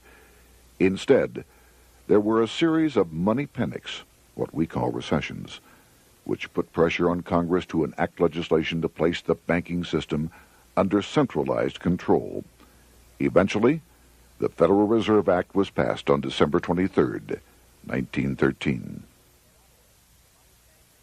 In other words, the money changers wanted two things: the reinstitution of a central bank under their exclusive control, and two, an American currency backed by gold. Their strategy was twofold. First of all, cause a series of panics to try to convince the American people that only centralized control of the money supply could provide economic stability. And secondly, remove so much money from the system that most Americans would be so desperately poor that they either wouldn't care or would be too weak to oppose the bankers. In 1866, there was $1.8 billion in currency in circulation in the United States, about $50.46 per capita. In 1867 alone, $500 million, $500 million, was removed from the U.S. money supply. 10 years later, in 1876, America's money supply was reduced to only $600 million. In other words, 2/3 of America's money had been called in by the bankers. Only $14.60 per capita remained in circulation. 10 years later, the money supply had been reduced to only $400 million, even though the population had boomed. The result was that only $6.67 per capita remained in circulation, a 760% loss in buying power over 20 years. Today, economists try to sell the idea that recessions and depressions are a natural part of something they call the business cycle. The truth is, our money supply is manipulated now just as it was before and after the Civil War. How did this happen? How did money become so scarce? Simple. Bank loans were called in and no new ones were given. In addition, silver coins were melted down. In 1872, a man named Ernest Sed was given 100,000 pounds, about $500,000, by the Bank of England and sent to America to bribe necessary congressmen to get silver demonetized. He was told that if that was not sufficient, to draw an additional 100,000 pounds or as much more as was necessary. The next year, Congress passed the Coinage Act of 1873, and the minting of silver dollars abruptly stopped. In fact, Representative Samuel Hooper, who introduced the bill in the House, acknowledged that Mr. Sed actually drafted the legislation. But it gets even worse than that. In 1874, Sed himself admitted who was behind the scheme. I went to America in the winter of 1872-73, authorized to secure, if I could, the passage of a bill demonetizing silver. It was in the interest of those I represented, the governors of the Bank of England, to have it done. By 1873, gold coins were the only form of coin money. But the contest over control of America's money was not yet over. Only 3 years later, in 1876, with 1/3 of America's workforce unemployed, the population was growing restless. People were clamoring for a return to the greenback money system of President Lincoln or a return to silver money, anything that would make money more plentiful. That year, Congress created the United States Silver Commission to study the problem. Their report clearly blamed the monetary contraction on the national bankers. The report is interesting because it compares the deliberate money contraction by the national bankers after the Civil War to the fall of the Roman Empire.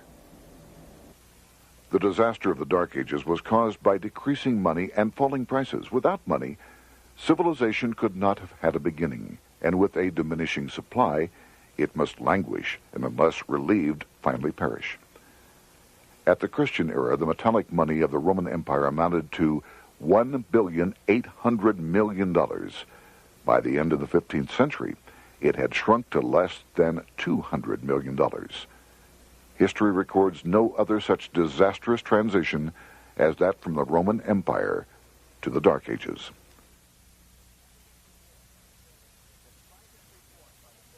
Despite this report by the Silver Commission, Congress took no action. The next year, 1877, riots broke out from Pittsburgh to Chicago. The torches of starving vandals lit up the sky. The bankers huddled to decide what to do.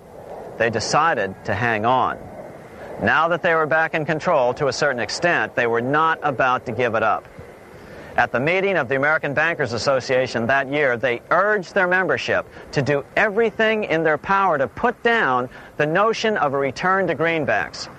The ABA Secretary, James Buell, authored a letter to the members which blatantly called on the banks to subvert not only Congress, but the press. It is advisable to do all in your power to sustain such prominent daily and weekly newspapers, especially the agricultural and religious press, as will oppose the greenback issue of paper money, and that you will also withhold patronage from all applicants who are not willing to oppose the government issue of money. To repeal the act creating banknotes or to restore to circulation the government issue of money will be to provide the people with money and will therefore seriously affect our individual profits as bankers and lenders. See your congressman at once and engage him to support our interest that we may control legislation. As political pressure mounted in Congress for change, the press tried to turn the American people away from the truth. The New York Tribune put it this way on January 10th, 1878. The capital of the country is organized at last, and we will see whether Congress will dare to fly in its face. But it didn't work entirely. On February 28, 1878, Congress passed the Sherman Law, allowing the minting of a limited number of silver dollars, ending the 5-year hiatus. This did not end gold backing of the currency, however, nor did it completely free silver. Previous to 1873, anyone who brought silver to the U.S. Mint could have it struck into silver dollars free of charge. No longer. But at least some money began to flow back into the economy again.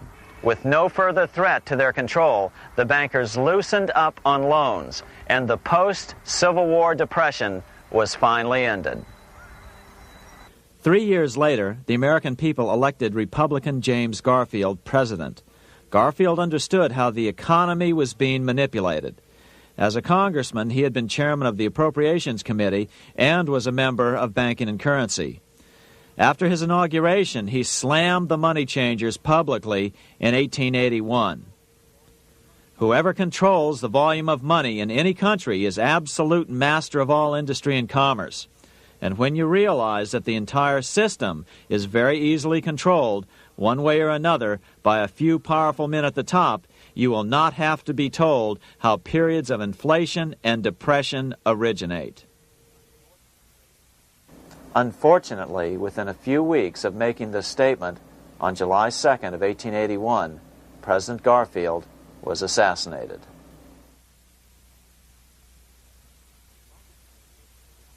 The money changers were gathering strength fast. They began a periodic fleecing of the flock, as they called it, by creating economic booms followed by further depressions so they could buy up thousands of homes and farms for pennies on the dollar.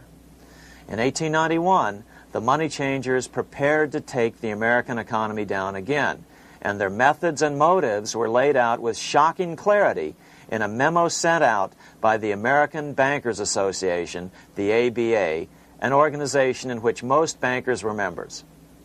Notice that this memo called for bankers to create a depression on a certain date 3 years in the future. According to the Congressional Record, here's how it read in part. On September 1st, 1894, we will not renew our loans under any consideration. On September 1st, we will demand our money. We will foreclose and become mortgagees in possession. We can take 2/3 of the farms west of the Mississippi and thousands of them east of the Mississippi as well at our price. Then the farmers will become tenants, as in England. These depressions could be controlled because America was on the gold money standard. Since gold is scarce, it's one of the easiest commodities to manipulate. People wanted silver money legalized again so they could escape the stranglehold the money changers had on gold money. People wanted silver money reinstated, reversing Mr. Said's Act of 1873, by then called the Crime of 73. By 1896, the issue of more silver money had become the central issue in the presidential campaign. William Jennings Bryan, a senator from Nebraska, ran for president as a Democrat on the free silver issue. At the Democratic National Convention in Chicago, he made an emotional speech which won him the nomination, entitled Crown of Thorns and Cross of Gold. Though Bryan was only 36 years old at the time, this speech is widely regarded as the most famous oration ever made before a political convention. In the dramatic conclusion, Bryan said, "We will answer their demand for a gold standard by saying to them, you shall not press down upon the brow of labor this crown of thorns. You shall not crucify mankind upon a cross of gold." The bankers lavishly supported the Republican candidate, William McKinley, who favored the gold standard.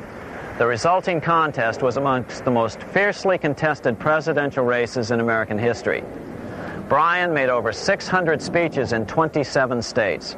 The McKinley campaign got manufacturers and industrialists to inform their employees that if Bryan were elected, all factories and plants would close and there would be no work. The ruse succeeded. McKinley beat Bryan by a small margin. Bryan ran for president again in 1900 and in 1908, but fell short each time. During the 1912 Democratic Convention, Bryan was a powerful figure who helped Woodrow Wilson win the nomination. When Wilson became president, he appointed Bryan as Secretary of State, but Bryan soon became disenchanted with the Wilson administration. Bryan served only 2 years in the Wilson administration before resigning in 1915 over the highly suspicious sinking of the Lusitania, the event which was used to drive America into World War I. Although William Jennings Bryan never gained the presidency, his efforts delayed the money changers for 17 years from attaining their next goal, a new, privately owned central bank for America.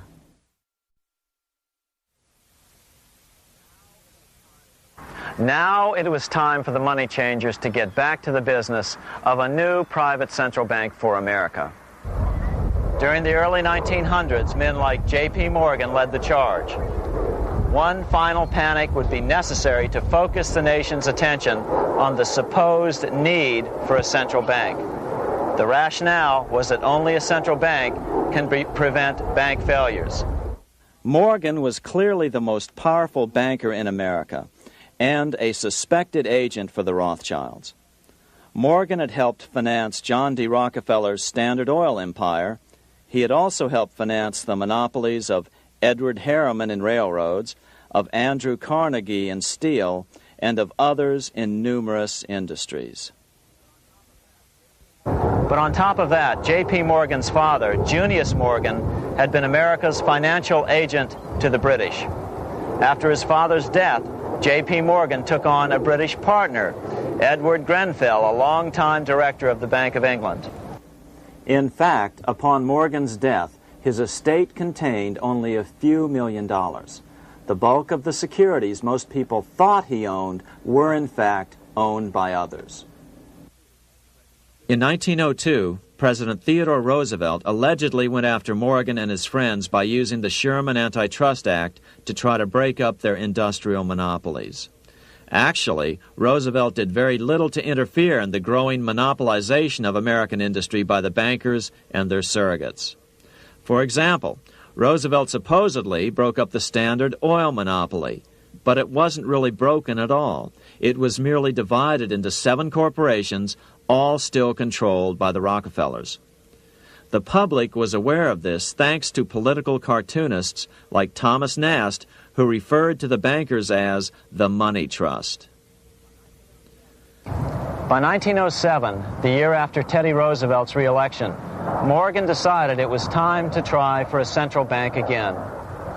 Using their combined financial muscle, Morgan and his friends were secretly able to crash the stock market. Thousands of small banks were vastly overextended. Some had reserves of less than 1% thanks to the fractional reserve principle. Within days, bank runs were commonplace across the nation. Now Morgan stepped into the public arena and offered to prop up the faltering American economy by supporting failing banks with money he manufactured out of nothing. It was an outrageous proposal, far worse than even fractional reserve banking, but Congress let him do it. Morgan manufactured $200 million worth of this completely reserveless private money and bought things with it, paid for services with it, and sent some of it to his branch banks to lend out at interest. His plan worked. Soon, the public regained confidence in money in general and quit hoarding their currency. But as a result, banking power was further consolidated into the hands of a few large banks. By 1908, the panic was over, and Morgan was hailed as a hero by the president of Princeton University, a man by the name of Woodrow Wilson. All this trouble could be averted if we appointed a committee of 6 or 7 public-spirited men like J.P. Morgan to handle the affairs of our country. Economics textbooks would later explain that the creation of the Federal Reserve System was the direct result of the Panic of 1907. Quote, "With its alarming epidemic of bank failures, the country was fed up once and for all with the anarchy of unstable private banking," close quote. But Minnesota Congressman Charles A. Lindbergh Sr., the father of the famous aviator Lucky Lindy, later explained that the Panic of 1907 was really just a scam. Those not favorable to the money trust could be squeezed out of business and the people frightened into demanding changes in the banking and currency laws which the money trust would frame. So, since the passage of the National Bank Act of 1863, the money changers had been able to create a series of booms and busts. The purpose was not only to fleece the American public of their property, but to later claim that the banking system was basically so unstable that it had to be consolidated into a central bank once again.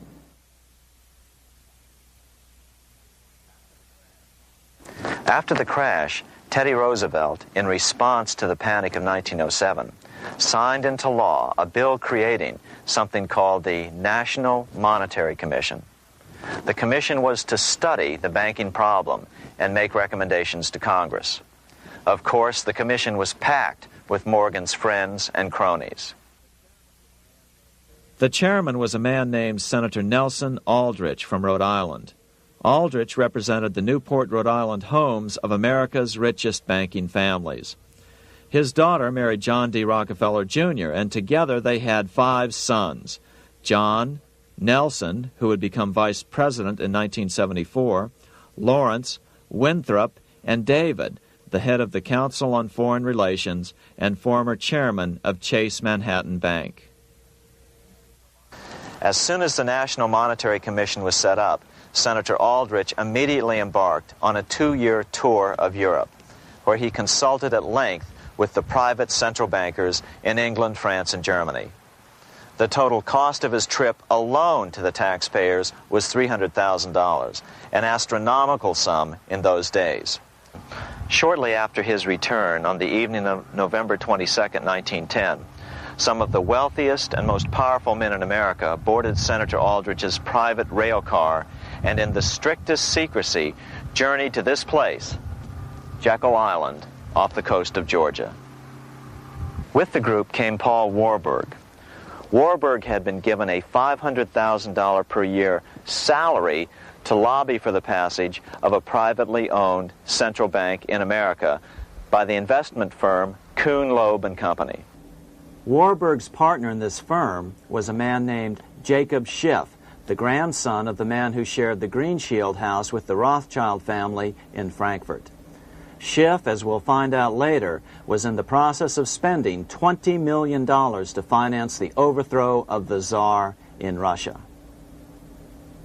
These three European banking families, the Rothschilds, the Warburgs, and the Schiffs, were interconnected by marriage down through the years, just as their American banking counterparts, the Morgans, Rockefellers, and Aldriches were. Secrecy was so tight that all 7 primary participants were cautioned to use only first names to prevent servants from learning their identities. Years later, one participant, Frank Vanderlip, president of National City Bank of New York and a representative of the Rockefeller family, confirmed the Jekyll Island trip in a February 9, 1935 edition of the Saturday Evening Post. I was as secretive, indeed as furtive as any conspirator. Discovery, we knew, simply must not happen, or else all our time and effort would be wasted. If it were to be exposed that our particular group had got together and written a banking bill, that bill would have no chance whatever of passage by Congress. The participants came here to figure out how to solve their major problem, how to bring back a privately owned central bank. But there were other problems that needed to be addressed as well. First of all, the market share of the big national banks was shrinking fast. In the first 10 years of the century, the number of U.S. banks had more than doubled to over 20,000. By 1913, only 29% of all banks were national banks, and they held only 57% of all deposits. As Senator Aldrich later admitted in a magazine article, before passage of this act, the New York bankers could only dominate the reserves of New York. Now, we are able to dominate the bank reserves of the entire country. Therefore, something had to be done to bring these new banks under their control. As John D. Rockefeller put it, quote, "Competition is sin," close quote. Secondly, the nation's economy was so strong that corporations were starting to finance their expansions out of profits instead of taking out huge loans from large banks. In the first 10 years of the new century, 70% of corporate funding came from profits. In other words, American industry was becoming independent of the money changers, and that trend had to be stopped. All the participants knew that these problems could be hammered out into a workable solution, but perhaps their biggest problem was a public relations problem, the name of the new bank. That discussion took place right here in this room, one of the many conference rooms in this sprawling hotel, today known as the Jekyll Island Club Hotel. Aldrich believed that the word bank should not even appear in the name. Warburg wanted to call the legislation the National Reserve Bill or the Federal Reserve Bill. The idea here was to give the impression that the purpose of the new central bank was to stop bank runs, but also to conceal its monopoly character. However, it was Aldrich, the egotistical politician, who insisted it be called the Aldrich Bill. After 9 days at Jekyll Island, the group dispersed. The new central bank would be very similar to the old Bank of the United States. It would be given a monopoly over U.S. currency and create that money out of nothing. How does the Fed create money out of nothing? It's a 4-step process. But first, a word on bonds. Bonds are simply promises to pay, or government IOUs. People buy bonds to get a secure rate of interest. At the end of the term of the bond, the government repays the bond plus interest, and the bond is destroyed. There are about $3.6 trillion worth of these loans or bonds at present. Now here's the Fed money-making process. Step 1. The Federal Open Market Committee approves the purchase of U.S. bonds on the open market. Step 2.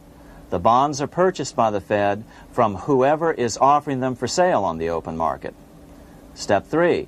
The Fed pays for the bonds with electronic credits to the seller's bank, which in turn credits the seller's bank account. The trick is that these credits are based on nothing. The Fed just creates them. Step 4. The banks use these deposits as reserves. They can loan out over 10 times the amount of their reserves to new borrowers, all at interest. In this way, a Fed purchase of, say, $1 million worth of bonds gets turned into over $10 million in bank accounts. The Fed, in effect, creates 10% of this totally new money, and the banks create the other 90%.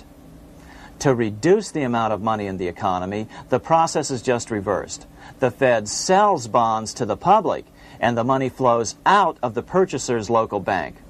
Loans must be reduced by 10 times the amount of the sale. So, a Fed sale of $1 million in bonds results in $10 million less money in the economy. So how does this benefit the bankers whose representatives huddled at Jekyll Island? First, it totally misdirected banking reform efforts from proper solutions. Second, it prevented a proper debt-free system of government finance, like Lincoln's greenbacks, from making a comeback. The bond-based system of government finance forced on Lincoln after he created greenbacks was now cast in stone. Third, it delegated to the bankers the right to create 90% of our money supply based on only fractional reserves, which they then loan out at interest. Fourth, it centralized overall control of our nation's money supply in the hands of a few men. Fifth, it established a central bank with a high degree of independence from effective political control. Soon after its creation, the Fed's great contraction in the early 1930s would cause the Great Depression. This independence has been enhanced since then through additional laws. In order to fool the public into thinking the government retained control, the plan called for the Fed to be run by a board of governors appointed by the President and approved by the Senate. But all the bankers had to do was to be sure their men got appointed to the board of governors. That wasn't hard. Bankers have money, and money buys influence over politicians. Once the participants left Jekyll Island, the public relations blitz was on. The big New York banks put together an educational fund of $5 million to finance professors at respected universities to endorse the new bank. Woodrow Wilson at Princeton was one of the first to jump on the bandwagon. But the bankers' subterfuge didn't work. The Aldrich Bill was quickly identified as the bankers' bill, a bill to benefit only what became known as the money trust. As Congressman Lindbergh put it during the congressional debate, the Aldrich Plan is the Wall Street Plan. It means another panic, if necessary, to intimidate the people. Aldrich, paid by the government to represent the people, proposes a plan for the trusts instead. seeing they didn't have the votes to win in Congress, the Republican leadership never brought the Aldrich bill to a vote. The bankers quietly decided to move to track 2, the Democratic alternative. They began financing Woodrow Wilson as the Democratic nominee. As respected historian James Perloff put it, Wall Street financier Bernard Baruch was put in charge of Wilson's education. Baruch brought Wilson to the Democratic Party headquarters in New York in 1912, leading him like one would a poodle on a string. Wilson received an indoctrination course from the leaders convened there. So now the stage was set. The money changers were poised to install their privately owned central bank once again. The damage President Andrew Jackson had done 76 years earlier had been only partly repaired with the passage of the National Bank Act during the Civil War. Since then, the battle had raged on across the decades. The Jacksonians became the Greenbackers, who became the hardcore supporters of William Jennings Bryan. With Bryan leading the charge, these opponents of the money changers, ignorant of Baruch's tutelage, now threw themselves behind Democrat Woodrow Wilson.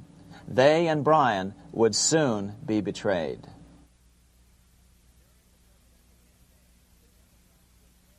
During the presidential campaign, the Democrats were careful to pretend to oppose the Aldrich bill. As Representative Lewis McFadden, himself a Democrat, as well as chairman of the House Banking and Currency Committee, explained it 20 years after the fact. The Aldrich bill was condemned in the platform. When Woodrow Wilson was nominated, the men who ruled the Democratic Party promised the people that if they were returned to power, there would be no central bank established here while they held the reins of government. 13 months later, that promise was broken, and the Wilson administration, under the tutelage of those sinister Wall Street figures who stood behind Colonel House, established here in our free country the worm-eaten, monarchical institution of the King's Bank, to control us from the top downward and to shackle us from the cradle to the grave. Once Wilson was elected, Morgan, Warburg, Baruch, and company advanced a new plan, which Warburg named the Federal Reserve System. The Democratic leadership hailed the new bill, called the Glass-Owen Bill, as something radically different from the Aldrich bill. But in fact, the bill was virtually identical in every important detail. In fact, so vehement were the Democratic denials of similarity that Paul Warburg, the father of both bills, had to step in to reassure his paid friends in Congress that the two bills were virtually identical. Brushing aside the external differences affecting the shells, we find the kernels of the two systems very closely resembling and related to one another. But that admission was for private consumption only. Publicly, the money trust trotted out Senator Aldrich and Frank Vanderlip, the president of Rockefeller's National City Bank of New York and one of the Jekyll Island Seven, to oppose the new Federal Reserve System. Years later, however, Vanderlip admitted in the Saturday Evening Post that the two measures were virtually identical. Although the Aldrich Federal Reserve Plan was defeated when it bore the name Aldrich, nevertheless, its essential points were all contained in the plan that finally was adopted. As Congress neared a vote, they called Ohio attorney Alfred Crozier to testify. Crozier noted the similarities between the Aldrich bill and the Glass-Owen bill. The bill grants just what Wall Street and the big banks for 25 years have been striving for: private instead of public control of currency. It, the Glass-Owen bill, does this as completely as the Aldrich bill. Both measures rob the government and the people of all effective control over the public's money, and vest in the banks exclusively the dangerous power to make money among the people scarce or plenty. During the debate on the measure, senators complained that the big banks were using their financial muscle to influence the outcome. "There are bankers in this country who are enemies of the public welfare," said one senator. What an understatement. Despite the charges of deceit and corruption, the bill was finally snuck through the Senate on December 22, 1913, after most senators had left town for the holidays, after having been assured by the leadership that nothing would be done until long after the Christmas recess. On the day the bill was passed, Congressman Lindbergh prophetically warned his countrymen that this act establishes the most gigantic trust on earth. When the president signs this bill, the invisible government by the monetary power will be legalized. The people may not know it immediately, but the day of reckoning is only a few years removed. The worst legislative crime of the ages is perpetrated by this banking bill. On top of all this, only weeks earlier, Congress had finally passed a bill legalizing income tax. Why was the income tax law important? Because bankers finally had in place a system which would run up a virtually unlimited federal debt. How would the interest on this debt be repaid? Never mind the principal. Remember, a privately owned central bank creates the principal out of nothing. The federal government was small then. Up to then, it had subsisted merely on tariffs and excise taxes. No, just as with the Bank of England, the interest payments had to be guaranteed by direct taxation of the people. The money changers knew that if they had to rely on contributions from the states, eventually the individual state legislatures would revolt and either refuse to pay the interest on their own money or at least bring political pressure to bear to keep the debt small.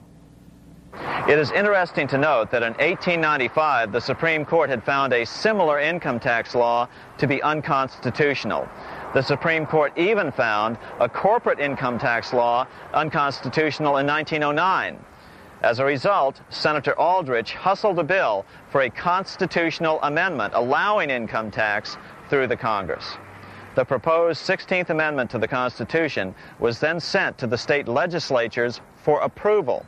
But some critics claim that the 16th Amendment was never ratified by the necessary 3/4 of the states. In other words, the 16th Amendment may not be legal. But the money changers were in no mood to debate the fine points. By October of 1913, Senator Aldrich had hustled the income tax bill through Congress. Without the power to tax the people directly and bypass the states, the Federal Reserve Bill would be far less useful to those who wanted to drive America deeply into their debt. A year after the passage of the Federal Reserve Bill, Congressman Lindbergh explained how the Fed created what we have come to call the business cycle and how they use it to their advantage. To cause high prices, all the Federal Reserve Board will do will be to lower the rediscount rate, producing an expansion of credit and a rising stock market. Then, when businessmen are adjusted to these conditions, it can check prosperity in mid-career by arbitrarily raising the rate of interest. It can cause the pendulum of a rising and falling market to swing gently back and forth by slight changes in the discount rate, or cause violent fluctuations by a greater rate variation. And in either case, it will possess inside information as to financial conditions and advanced knowledge of the coming change, either up or down. This is the strangest, most dangerous advantage ever placed in the hands of a special privileged class by any government that ever existed. The system is private, conducted for the sole purpose of obtaining the greatest possible profits from the use of other people's money. They know in advance when to create panics to their advantage. They also know when to stop panic. Inflation and deflation work equally well for them when they control finance. Congressman Lindbergh was correct on all points. What he didn't realize was that most European nations had already fallen prey to the central bankers decades or centuries earlier. But he also mentions the interesting fact that only 1 year later, the Fed had cornered the market in gold. This is how he put it, quote, "Already, the Federal Reserve banks have cornered the gold and gold certificates," close quote. But Congressman Lindbergh was not the only critic of the Fed. Congressman Lewis McFadden, the chairman of the House Banking and Currency Committee from 1920 to 1931, remarked that the Federal Reserve Act brought about a superstate controlled by international bankers and international industrialists acting together to enslave the world for their own pleasure.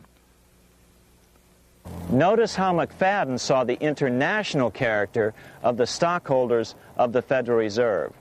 Another chairman of the House Banking and Currency Committee in the 1960s, Wright Patman from Texas, put it this way. In the United States today, we have in effect two governments. We have the duly constituted government, then we have an independent, uncontrolled, and uncoordinated government in the Federal Reserve System, operating the money powers which are reserved to Congress by the Constitution. Even the inventor of the electric light, Thomas Edison, joined the fray in criticizing the system of the Federal Reserve. If our nation can issue a dollar bond, it can issue a dollar bill. The element that makes the bond good makes the bill good also. The difference between the bond and the bill is the bond lets money brokers collect twice the amount of the bond and an additional 20%, whereas the currency pays nobody but those who contribute directly in some useful way. It is absurd to say that our country can issue $30 million in bonds and not $30 million in currency. Both are promises to pay, but one promise fattens the usurers, and the other helps the people.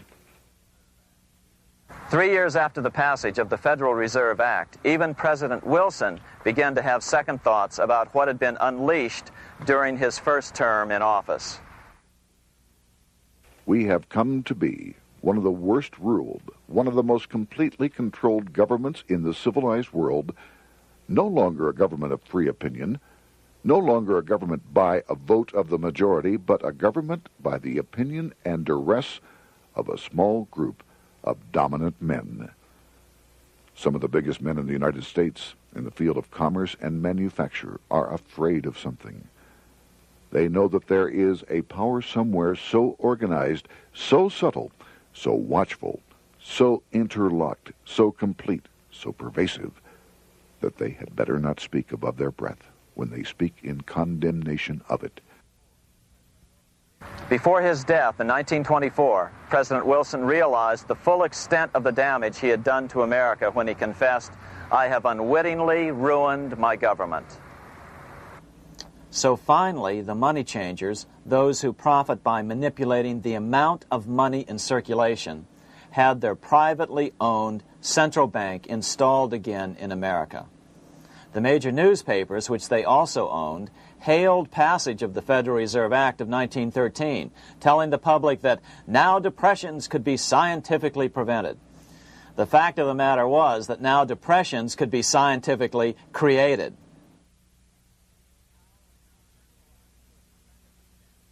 Power was now centralized to a tremendous extent. Now it was time for a war, a really big war. In fact, the First World War.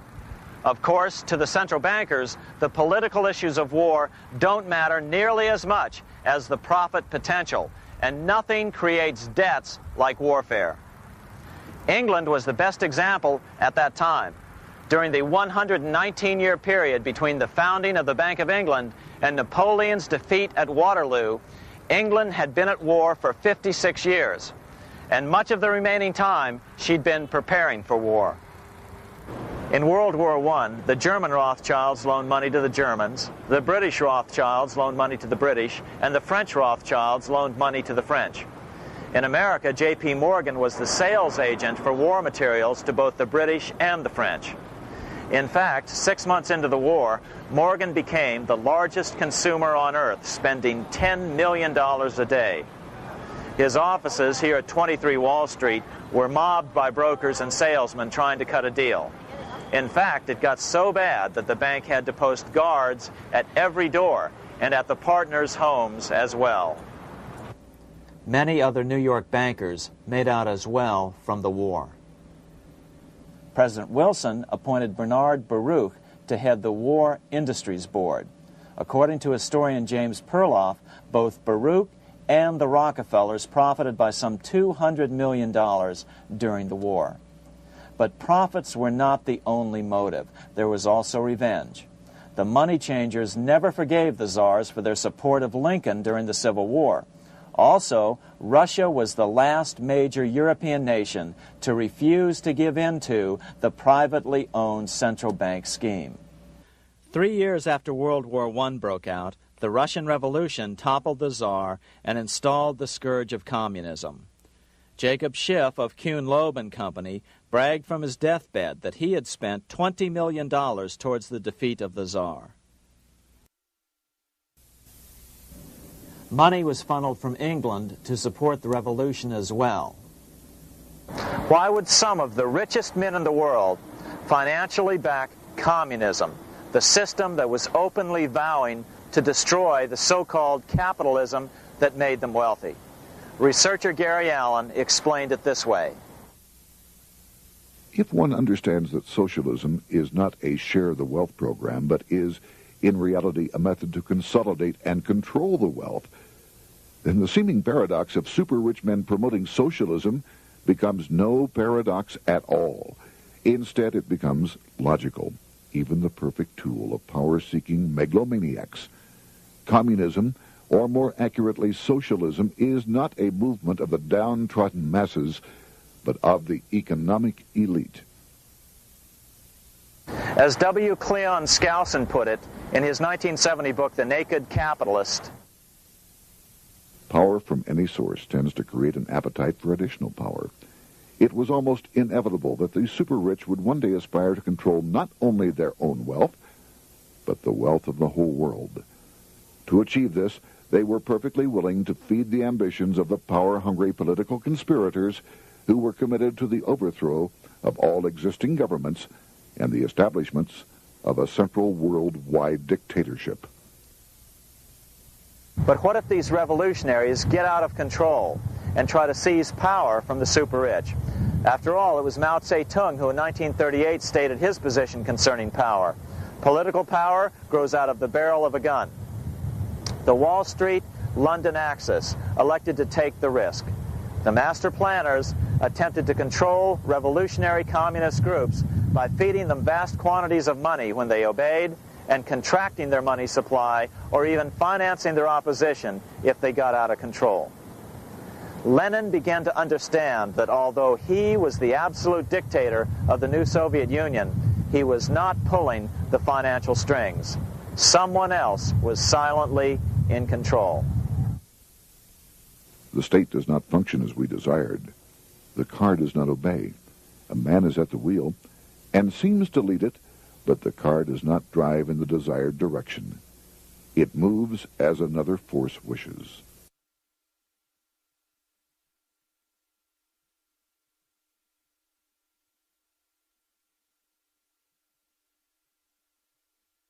Who is behind it? Representative Louis T. McFadden, the chairman of the House Banking and Currency Committee throughout the 1920s and into the Great Depression years of the 1930s, explained it this way. The course of Russian history has indeed been greatly affected by the operations of international bankers. The Soviet government has been given United States Treasury funds by the Federal Reserve Board, acting through the Chase Bank. England has drawn money from us through the Federal Reserve banks and has relent it at high rates of interest to the Soviet government. The Dnipro Dam was built with funds unlawfully taken from the United States Treasury by the corrupt and dishonest Federal Reserve Board and the Federal Reserve banks. In other words, the Fed and the Bank of England, at the behest of the international bankers who controlled them, were creating a monster, one which would fuel 7 decades of unprecedented communist revolution, warfare, and most importantly, debt.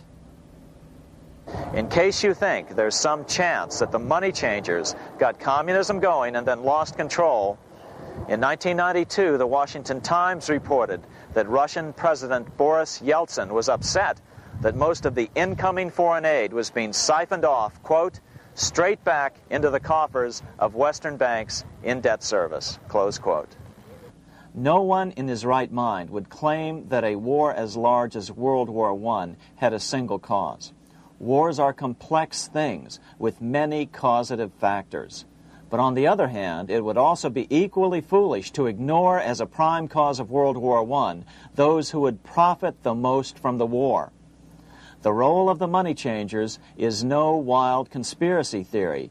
They had a motive, a short-ranged, self-serving motive, as well as a long-range political motive of advancing totalitarian governments, with the money changers maintaining the financial clout to control whatever politician might emerge as the leader. Next, we'll see what the money changers' ultimate political goal is for the world.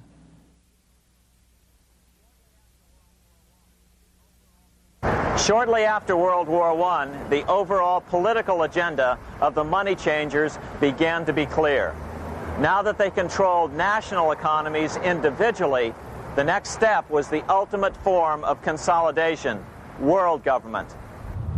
The new world government proposal was given top priority at the Paris Peace Conference after World War I. It was called the League of Nations, but much to the surprise of Paul Warburg and Bernard Baruch, who attended the peace conference with President Wilson, the world was not yet ready to dissolve national boundaries. Nationalism still beats strong in the human breast. For example, Lord Curzon, the British Foreign Secretary, called the League of Nations a good joke, even though it was the stated policy of the British government to support it. To the humiliation of President Wilson, the U.S. Congress wouldn't ratify the League either, despite the fact that it had been ratified by many other nations. Without money flowing from the U.S. Treasury, the League died. After World War I, the American public had grown tired of the internationalist policies of Democrat Woodrow Wilson. In the presidential election of 1920, Republican Warren Harding won a landslide victory with over 60% of the vote. Harding was an ardent foe of both Bolshevism and the League of Nations. His election, which opened a 12-year run of Republican presidents in the White House, led to an unprecedented era of prosperity known as the Roaring Twenties. Despite the fact that the war had brought America a debt 10 times larger than its Civil War debt, still the American economy surged. Gold had poured into the country during the war, and it continued to do so afterwards. In the early 1920s, the governor of this bank, the Federal Reserve Bank of New York, a man named Benjamin Strong, met frequently with the secretive and eccentric governor of the Bank of England, Montague Norman. Norman was determined to replace the gold England had lost to the U.S. during World War I and return the Bank of England to its former position of dominance in world finance. On top of that, rich with gold, the American economy might get out of control again, just like it had done after the Civil War. During the next 8 years, under the presidencies of Harding and Coolidge, the huge federal debt built up during World War I was cut by 38%, down to $16 billion, the greatest percentage drop in U.S. history. During the election of 1920, Warren Harding and Calvin Coolidge ran against James Cox, the governor of Ohio, and the little-known Franklin D. Roosevelt, who had previously risen to no higher post than President Wilson's Assistant Secretary of the Navy. After his inauguration, Harding moved quickly to formally kill the League of Nations. Then he quickly moved to reduce domestic taxes while raising tariffs to record heights. Now, this was a revenue policy of which most of the Founding Fathers would certainly have approved. His second year in office, Harding took ill on a train trip in the West and suddenly died. Although no autopsy was performed, the cause was said to be either pneumonia or food poisoning. When Coolidge took over, he continued Harding's domestic economic policy of high tariffs on imports while cutting income taxes. As a result, the economy grew at such a rate that net revenue still increased. Now that had to be stopped. So just as they'd done so frequently before, the money changers decided it was time to crash the American economy. The Federal Reserve began flooding the country with money. They increased the money supply by 62% during these years. Money was plentiful. This is why it was known as the Roaring Twenties. Before his death in 1919, former President Teddy Roosevelt warned the American people what was going on. As reported in the March 27, 1922 edition of the New York Times, Roosevelt said, "These international bankers and Rockefeller Standard Oil interests control the majority of newspapers and the columns of these papers to club into submission or drive out of public office officials who refuse to do the bidding of the powerful, corrupt cliques which compose the invisible government." Just one day before, in the New York Times, the mayor of New York, John Hylan, quoted Roosevelt and blasted those he saw as taking control of America, its political machinery, and its press. The warning of Theodore Roosevelt has much timeliness today, for the real menace of our republic is this invisible government which, like a giant octopus, sprawls its slimy length over city, state, and nation. It seizes in its long and powerful tentacles our executive officers, our legislative bodies, our schools, our courts, our newspapers, and every agency created for the public protection. To depart from mere generalizations, let me say that at the head of this octopus are the Rockefeller Standard Oil interest and a small group of powerful banking houses generally referred to as the international bankers. The little coterie of powerful international bankers virtually run the United States government for their own selfish purposes.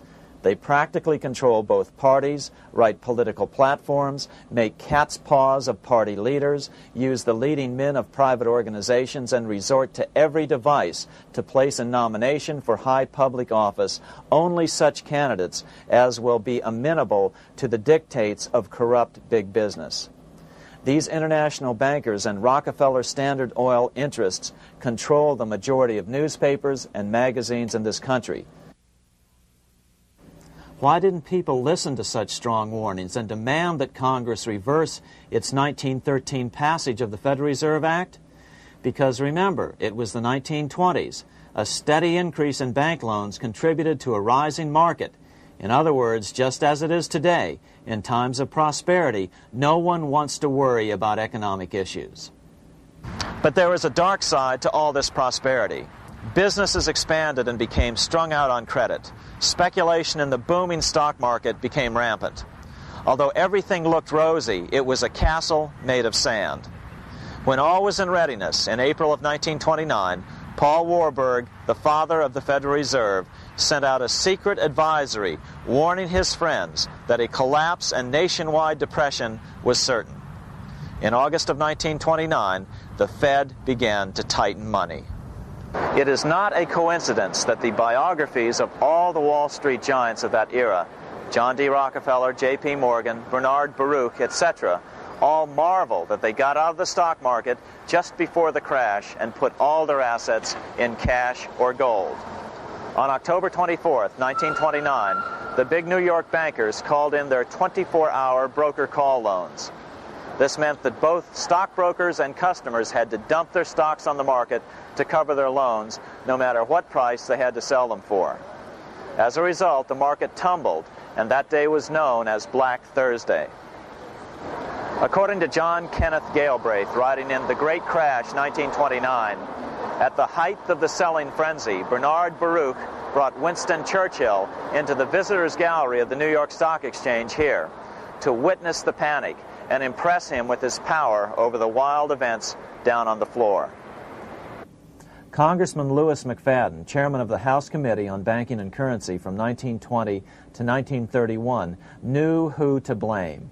He accused the Fed and the international bankers of orchestrating the crash. It was not accidental. It was a carefully contrived occurrence. The international bankers sought to bring about a condition of despair here so that they might emerge as rulers of us all. But McFadden went even farther. He openly accused them of causing the crash in order to steal America's gold. In February 1931, in the midst of the Depression, he put it this way. I think it can hardly be disputed that the statesmen and financiers of Europe are ready to take almost any means to reacquire rapidly the gold stock which Europe lost to America as the result of World War I. Curtis Dahl, a broker for Lehman Brothers, was on the floor of the New York Stock Exchange the day of the crash. In his 1970 book, FDR, My Exploited Father-in-Law, he explained that the crash was triggered by the planned sudden shortage of call money in the New York money market. Actually, it was the calculated shearing of the public by the world money powers triggered by the planned sudden shortage of call money in the New York money market. Within a few weeks, $3 billion of wealth simply seemed to vanish. Within a year, $40 billion had been lost. But did it really disappear? Or was it simply consolidated in fewer hands? And what did the Federal Reserve do? Instead of moving to help the economy out by quickly lowering interest rates to stimulate the economy, the Fed continued to brutally contract the money supply further, deepening the Depression.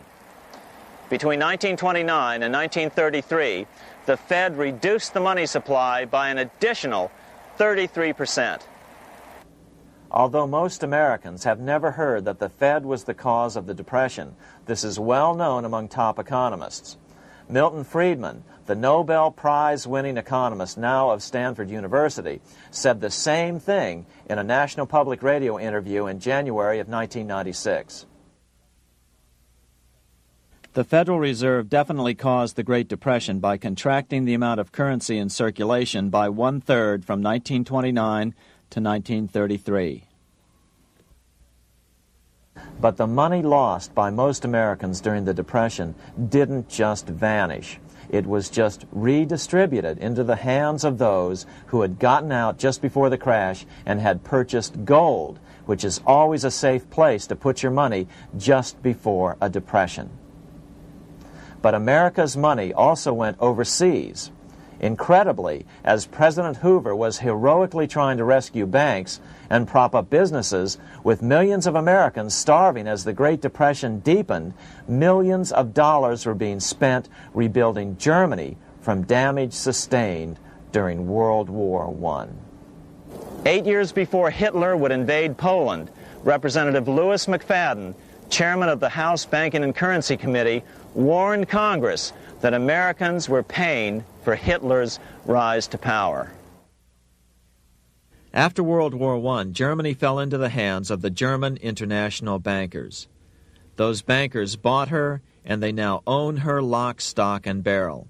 They have purchased her industries, they have mortgages on her soil, they control her production, they control all her public utilities. The international German bankers have subsidized the present government of Germany, and they have also supplied every dollar of the money Adolf Hitler has used in his lavish campaign to build up a threat to the government of Brüning. When Brüning fails to obey the orders of the German international bankers, Hitler is brought forth to scare the Germans into submission.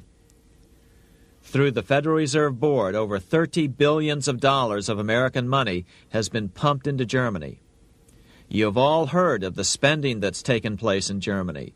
Modernistic dwellings, her great planetariums, her gymnasiums, her swimming pools, her fine public highways, her perfect factories. All this was done on our money. All this was given to Germany through the Federal Reserve Board. The Federal Reserve Board has pumped so many billions of dollars into Germany that they dare not name the total. Franklin D. Roosevelt was swept into office during the 1932 presidential election. Once Roosevelt was in office, however, sweeping emergency banking measures were immediately announced, which did nothing but increase the Fed's power over the money supply. Then, and only then, did the Fed finally begin to loosen the purse strings and feed new money out to the starving American people. At first, Roosevelt railed against the money changers as being the cause of the Depression. Believe it or not, this is what he said on March 4th, 1933, in his inaugural address. Practices of the unscrupulous money changers stand indicted in the court of public opinion, rejected by the hearts and minds of men. The money changers have fled from their high seats in the temple of our civilization. But 2 days later, Roosevelt declared a bank holiday and closed all banks. Later that year, Roosevelt outlawed private ownership of all gold bullion and all gold coins with the exception of rare coins. Most of the gold in the hands of the average American was in the form of gold coins. The new decree was, in effect, a confiscation. Those who didn't comply risk as much as 10 years in prison and a $10,000 fine, the equivalent of $100,000 today. Out in small-town America, some people didn't trust Roosevelt's order. Many were torn between keeping their hard-earned wealth or obeying the government. Those who did turn in their gold were paid the official price for it, $20.66 per ounce. So unpopular was the confiscation order that no one anywhere in government would take credit for authoring it. No congressman claimed it. At the signing ceremony, President Roosevelt made it clear to all present that he was not the author of it and publicly stated that he had not ever read it. Even his Secretary of the Treasury said he'd never read it either, saying it was, quote, what the experts wanted. Roosevelt convinced the public to give up their gold by saying that pooling the nation's resources was necessary to get America out of the Depression. With great fanfare, he ordered a new bullion depository built to hold the mountain of gold the U.S. government was illegally confiscating. By 1936, the U.S. bullion depository at Fort Knox was completed, and in January 1937, the gold began to flow into it. The rip-off of the ages was about to proceed. In 1935, once the gold had all been turned in, the official price of gold was suddenly raised to $35 per ounce. But the catch was, only foreigners could sell their gold at the new higher price. The money changers who had heeded Warburg's note and gotten out of the stock market just before the crash and bought gold at $20.66 per ounce, then shipped it to London, could now bring it back and sell it back to the government, nearly doubling their money while the average American starved. The Fort Knox Bullion Depository sits here in the middle of the Fort Knox Military Reservation, 30 miles southwest of Louisville, Kentucky. This was as close as we were permitted to get to the depository despite years of letters from members of Congress to allow our film crew inside. The 4-acre grounds immediately surrounding the building are guarded by an electrified steel fence, an open moat, and 4 machine-gun-armed guard pillboxes at the structure's corners. When the gold began arriving on January 13, 1937, there was unprecedented security. Thousands of official guests watched the arrival of a 9-car train from Philadelphia, guarded by armed soldiers, postal inspectors, Secret Servicemen, and guards from the U.S. Mint. It was all great theater. America's gold supply from across the land had been pooled, supposedly for the public benefit, and then safely tucked into Fort Knox. But all that security would soon be breached by the government itself. Now the stage was set for a really big war, one which would pile up debt far beyond that of World War I.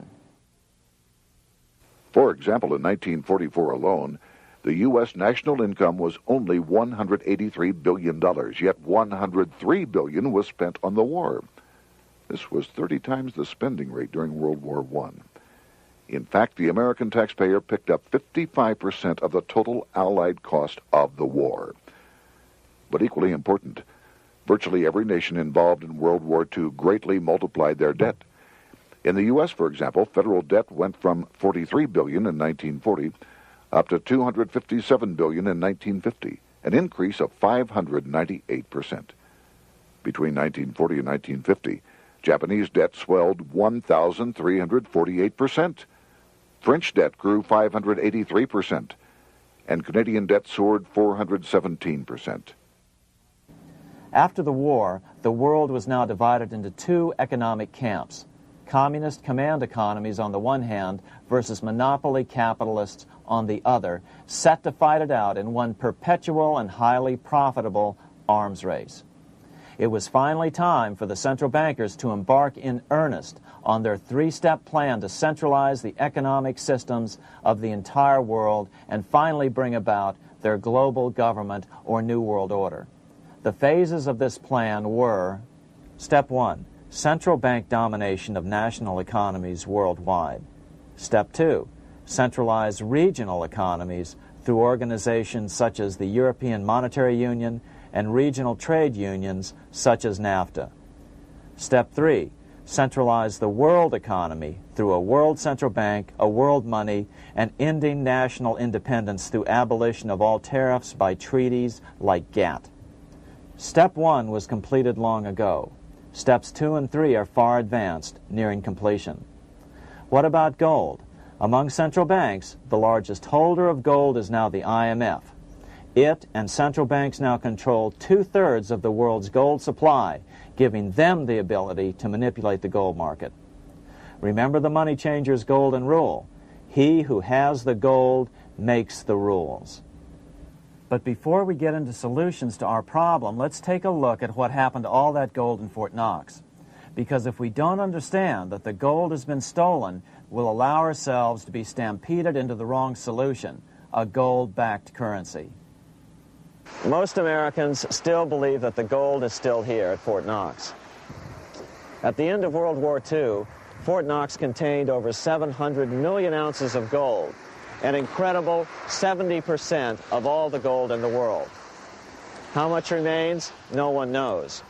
Despite the fact that federal law requires an annual physical audit of Fort Knox gold, the Treasury has consistently refused to conduct one.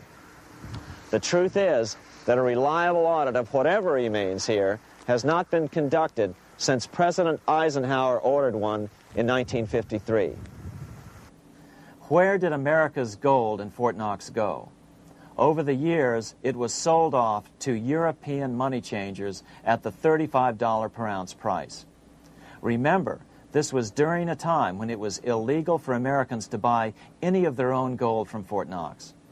In fact, there was a very infamous case where the Firestone family set up a string of dummy corporations to purchase Fort Knox gold and keep it in Switzerland, never hitting U.S. shores.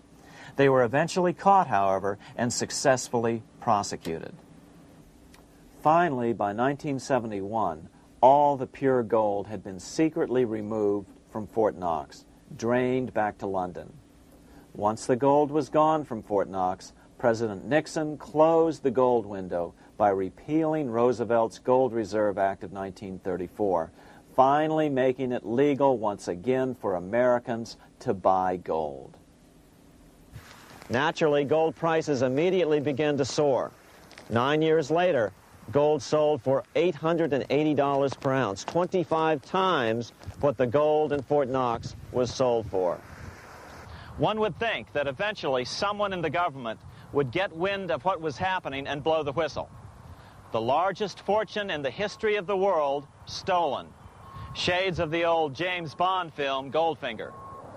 Well, as a matter of fact, Ian Fleming, the author of the James Bond series, was head of the British counterintelligence service, MI5. Some believe in the intelligence community that he wrote much of his fiction as a warning, as many authors of fiction do. If the removal of all the good delivery gold from Fort Knox can be viewed as a deliberate raid on the U.S. Treasury, then such an operation might well have been years in the making, namely 40 years. Certainly enough time for Fleming to get wind of it and try to prevent it. So just how did the story of the Fort Knox gold robbery get out? It all started with an article in a New York periodical in 1974. The article charged that the Rockefeller family was manipulating the Federal Reserve to sell off Fort Knox gold at bargain basement prices to anonymous European speculators. 3 days later, the anonymous source of the story, Louise Auchincloss Boyer, mysteriously fell to her death from the window of her 10th floor apartment in New York. How would Mrs. Boyer have known of the Rockefeller connection to the Fort Knox gold heist? She was the longtime secretary of Nelson Rockefeller. For the next 14 years, this man, Ed Durrell, a wealthy Ohio industrialist, devoted himself to a quest for the truth concerning the Fort Knox gold. He wrote thousands of letters to over 1,000 government and banking officials, trying to find out how much gold was really left and where the rest of it had gone. Edith Roosevelt, the granddaughter of President Teddy Roosevelt, questioned the actions of the government in a March 1975 edition of the New Hampshire Sunday News. Allegations of missing gold from our Fort Knox vaults are being widely discussed in European financial circles. But what is puzzling is that the administration is not hastening to demonstrate conclusively that there is no cause for concern over our gold treasure, if indeed it is in a position to do so. Unfortunately, Ed Durrell never did accomplish his primary goal, a full audit of the gold reserves in Fort Knox. It's incredible that the world's greatest treasure has had little accounting or auditing. This gold belonged to the American people, not the Federal Reserve and their foreign owners. One thing is certain, the government could blow all of this speculation away in a few days with a well-publicized audit under the searing lights of media cameras. It has chosen not to do so. One must conclude that they are afraid of the truth such an audit would reveal. What is the government so afraid of? Here's the answer. When President Ronald Reagan took office in 1981, his conservative friends urged him to study the feasibility of returning to a gold standard as the only way to curb government spending. It sounded like a reasonable alternative, so President Reagan appointed a group of men called the Gold Commission to study the situation and report back to Congress. What Reagan's Gold Commission reported back to Congress in 1982 was the following shocking revelation concerning gold. The U.S. Treasury owned no gold at all. All the gold that was left in Fort Knox was now owned by the Federal Reserve, a group of private bankers, as collateral against the national debt. The truth of the matter is that never before has so much money been stolen from the hands of the general public and put into the hands of a small group of private investors, the money changers.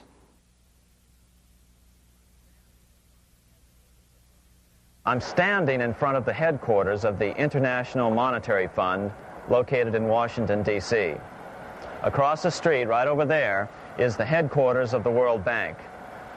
What are these organizations, and who controls them, and most importantly, are they about to create a huge worldwide depression? Let us step back in time for a moment to the aftermath of World War I. People were tired of war, so under the guise of peacemaking, the international bankers devised a plan to consolidate power even further. Claiming only an international government would stem the tide of world wars, the money changers pushed forward a proposal for world government which stood on three legs. A world central bank to be called the Bank of International Settlements, a world judiciary to be called the World Court located in The Hague, the Netherlands, and a world executive and legislature to be called the League of Nations. As President Clinton's mentor, Georgetown historian Carroll Quigley wrote in his 1966 book, Tragedy and Hope, the powers of financial capitalism had a far-reaching plan, nothing less than to create a world system of financial control in private hands, able to dominate the political system of each country and the economy of the world as a whole. This system was to be controlled in a feudalistic fashion by the central banks of the world, acting in concert by secret agreements arrived at in frequent meetings and conferences. The apex of the system was to be the Bank for International Settlements in Bâle, Switzerland, a private bank owned and controlled by the world central banks, which were themselves private corporations. Each central bank sought to dominate its government by its ability to control treasury loans, to manipulate foreign exchanges, to influence the level of economic activity in the country, and to influence cooperative politicians by subsequent economic rewards in the business world. Despite intense pressure from the international bankers and the press, a handful of U.S. senators, led by Senator Henry Cabot Lodge, kept the U.S. out of these schemes. Without U.S. participation, the League was doomed.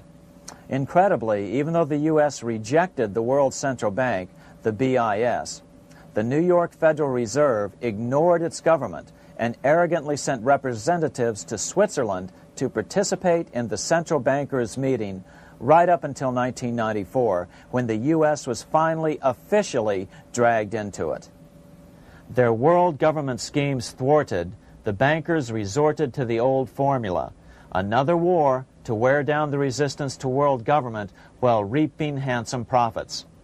To this end, Wall Street helped resurrect Germany through the Thyssen banks, which were affiliated with the Harriman interest in New York, just as the Chase Bank had assisted in the financing of the Bolshevik Revolution in Russia during World War I. Chase Bank was controlled by the Rockefeller family. Subsequently, it was merged with Warburg's Manhattan Bank to form the Chase Manhattan Bank.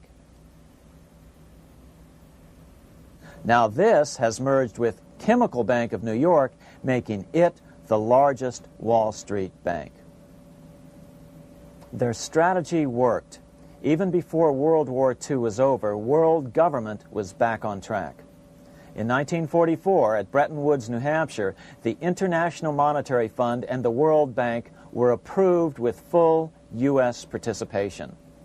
The Second League of Nations, renamed the United Nations, was approved in 1945. Soon, a new international court system was functioning as well. All effective opposition to these international bodies before the war had evaporated in the heat of war, just as planned.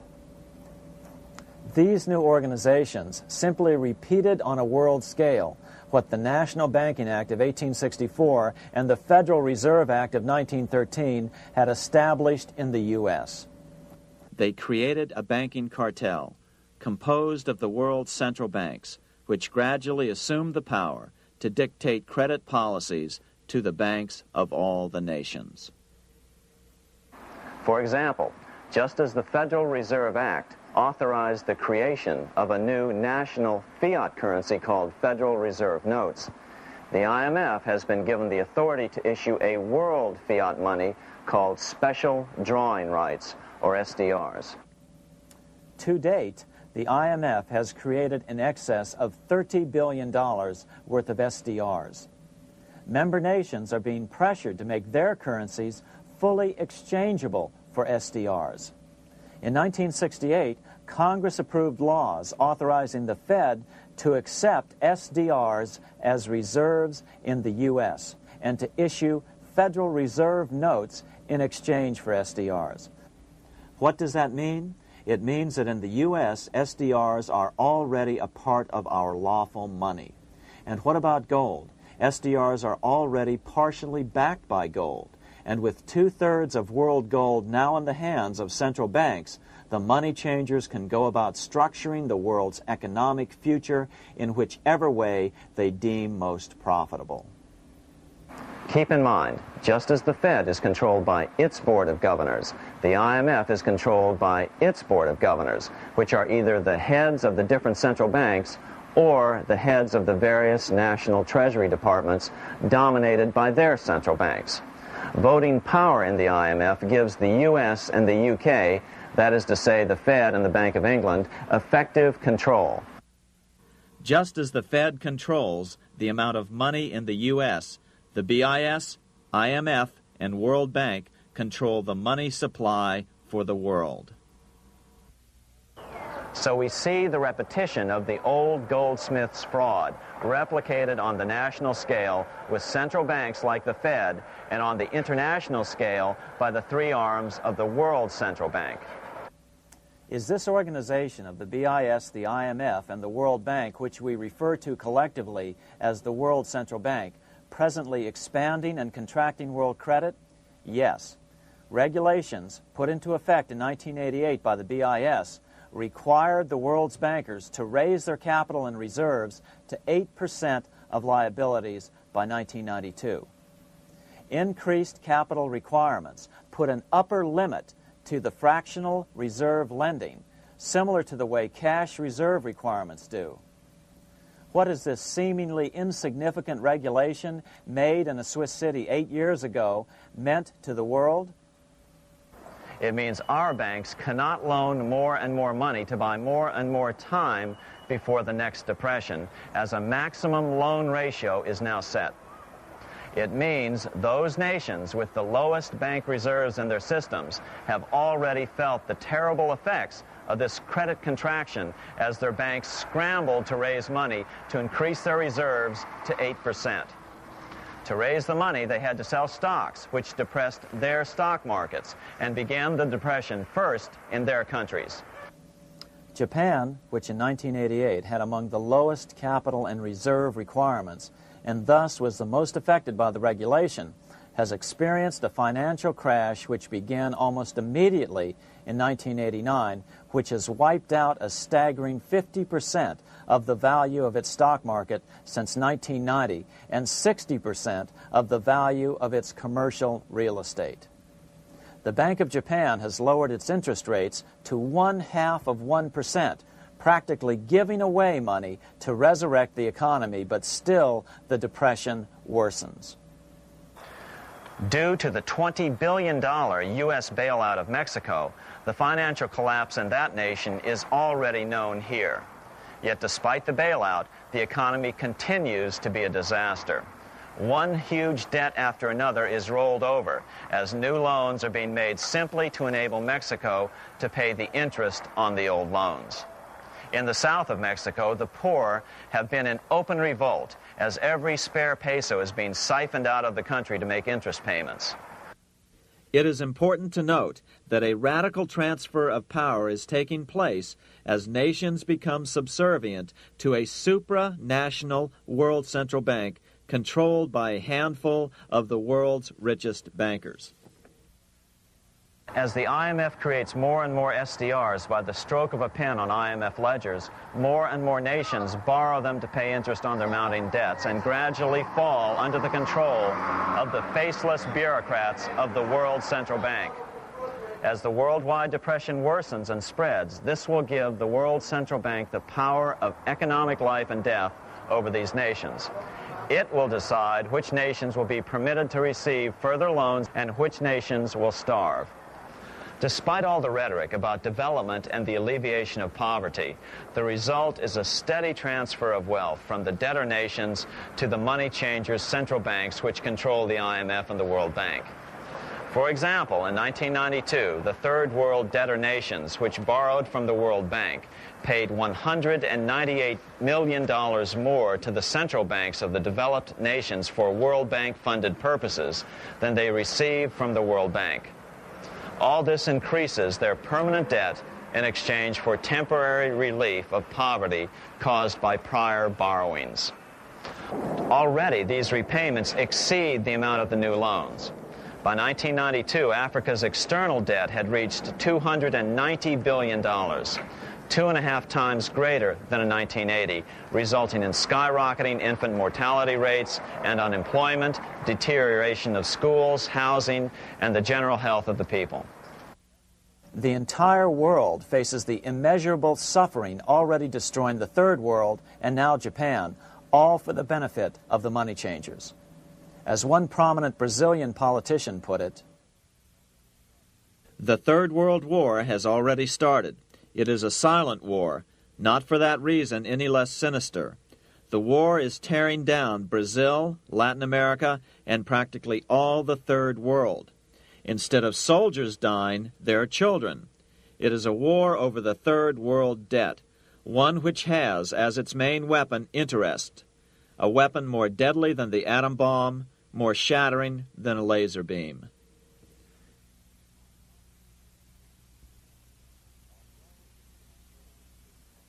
Although it would be absurd to ignore the pivotal role played by influential families such as the Rothschilds, the Warburgs, the Schiffs, the Morgans, and the Rockefellers in any review of the history of central banking and fractional banking, keep in mind, by now, central banks and the large commercial banks are up to 3 centuries old and deeply entrenched in the economic life of many nations.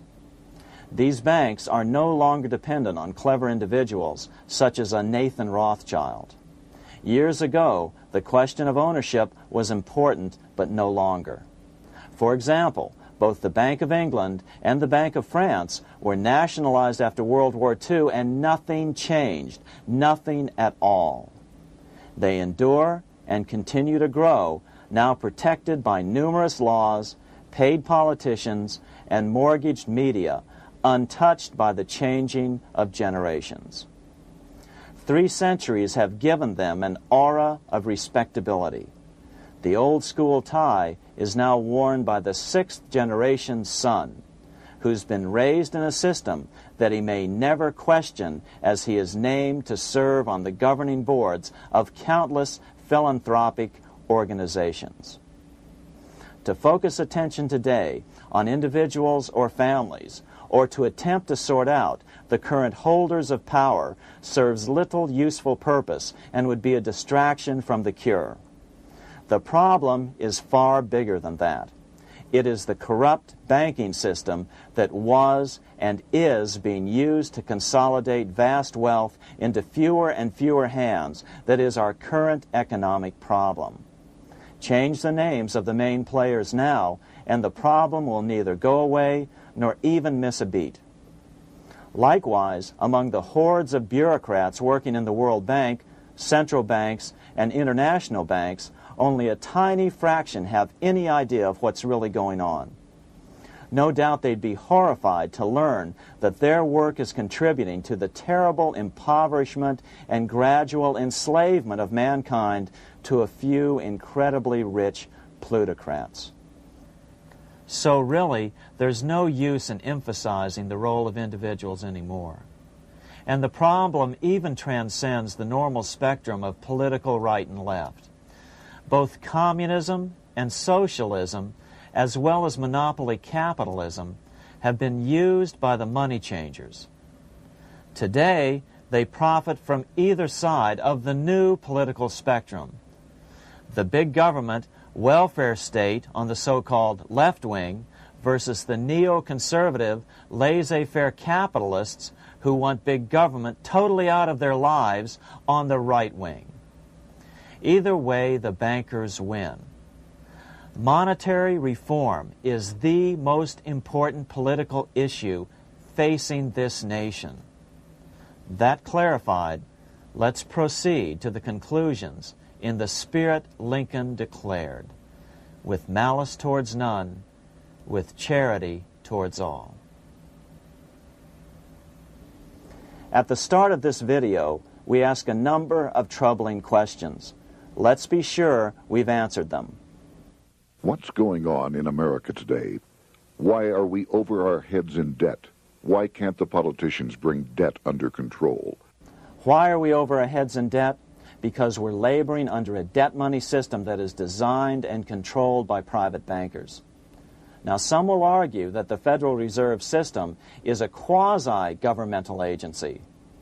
But the President appoints only 2 of the 7 members of the Federal Reserve Board of Governors every 4 years.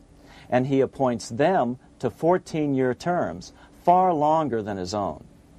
The Senate does confirm those appointments, but the whole truth is that the President wouldn't dare appoint anyone to that board of whom Wall Street does not approve.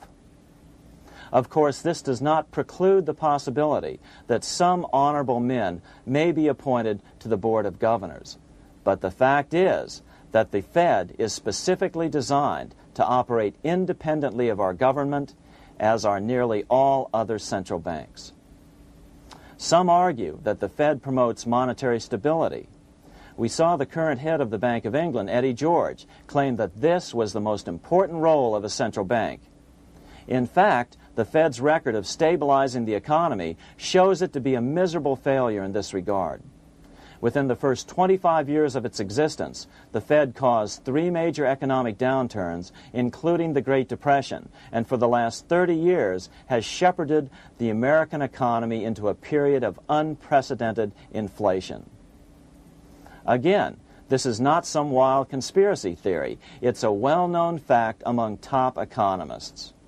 As Nobel Prize-winning economist Milton Friedman put it, the stock of money, prices, and output was decidedly more unstable after the establishment of the Federal Reserve System than before.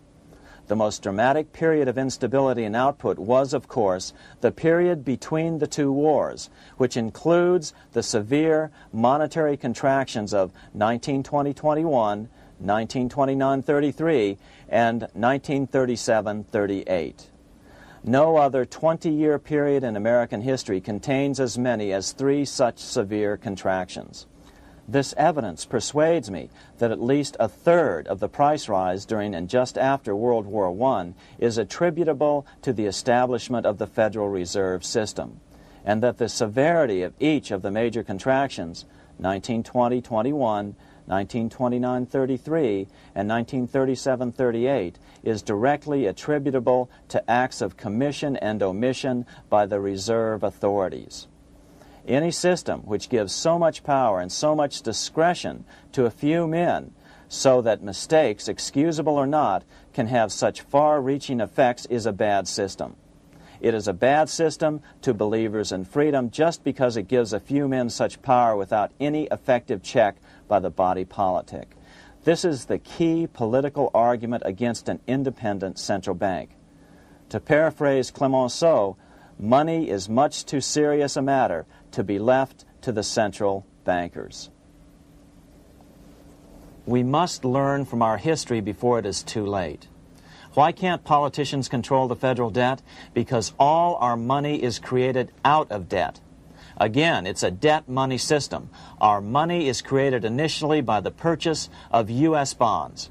The public buys bonds like savings bonds, the banks buy bonds, foreigners buy bonds, and when the Fed wants to create more money in the system, it buys bonds, but pays for them with a simple bookkeeping entry which it creates out of nothing. Then this new money, created by the Fed, is multiplied by a factor of 10 by the banks thanks to the fractional reserve principle. So although the banks don't create currency, they do create checkbook money or deposits by making new loans. They even invest some of this created money. In fact, over $1 trillion of this privately created money has been used to purchase U.S. bonds on the open market, which provides the banks with roughly $50 billion in interest, risk-free, each year, less the interest they pay to some depositors. In this way, through fractional reserve lending, banks create over 90% of the money and therefore cause over 90% of our inflation. What can we do about all this? Fortunately, there's a way to fix the problem fairly easily, speedily, and without any serious financial problems. We can get our country totally out of debt in 1 to 2 years by simply paying off these U.S. bonds with debt-free U.S. notes, just like Lincoln issued. Of course, that by itself would create tremendous inflation, since our currency is presently multiplied by the fractional reserve banking system. But here's the ingenious solution, advanced in part by Milton Friedman, to keep the money supply stable and avoid inflation and deflation while the debt is retired. As the Treasury buys up its bonds on the open market with U.S. notes, the reserve requirements of your hometown local bank will be proportionally raised, so the amount of money in circulation remains constant. As those holding bonds are paid off in U.S. notes, they will deposit this money, thus making available the currency then needed by the banks to increase their reserves. Once all the U.S. bonds are replaced with U.S. notes, banks will be at 100% reserve banking instead of the fractional reserve system currently in use. From this point on, the former Fed buildings will only be needed as a central clearinghouse for checks and as vaults for U.S. notes. The Federal Reserve Act will no longer be necessary and could be repealed. Monetary power can be transferred back to the Treasury Department. There would be no further creation or contraction of money by banks. By doing it this way, our national debt can be paid off in a single year or so, and the Fed and fractional reserve banking abolished without national bankruptcy, financial collapse, inflation or deflation, or any significant change in the way the average American goes about his business. To the average person, the primary difference would be that for the first time since the Federal Reserve Act was passed in 1913, taxes would begin to go down. Now there's a real national blessing for you, rather than for Hamilton's banker friends. Now let's take a look at these proposals in more detail. Here are the main provisions of a Monetary Reform Act which needs to be passed by Congress. We've drafted a proposed Monetary Reform Act which follows at the end of this tape. Of course, variations with the same results would be equally welcome. 1. Pay off the debt with debt-free U.S. notes. As Thomas Edison put it, if the U.S. can issue a dollar bond, it can issue a dollar bill. They both rest purely on the faith and credit of the United States government. This amounts to a simple substitution of one type of government obligation for another. One bears interest, the other doesn't. Federal Reserve notes could be used for this as well, but could not be printed after the Fed's abolished as we propose, so we suggest using U.S. notes instead. 2. Abolish fractional reserve banking. As the debt is paid off, the reserve requirements of all banks and financial institutions would be raised proportionally at the same time to absorb the new U.S. notes, which would be deposited and become the bank's increased reserves. Towards the end of the first year of the transition period, the remaining liabilities of financial institutions would be assumed or acquired by the U.S. government in a one-time operation. In other words, they too would eventually be paid off with debt-free U.S. notes in order to keep the total money supply stable. At the end of the first year or so, all of the national debt would be paid, and we could start enjoying the benefits of full reserve banking. The Fed would be obsolete, an anachronism. 3. Repeal the Federal Reserve Act of 1913 and the National Banking Act of 1864. These acts delegate the money power to a private banking monopoly.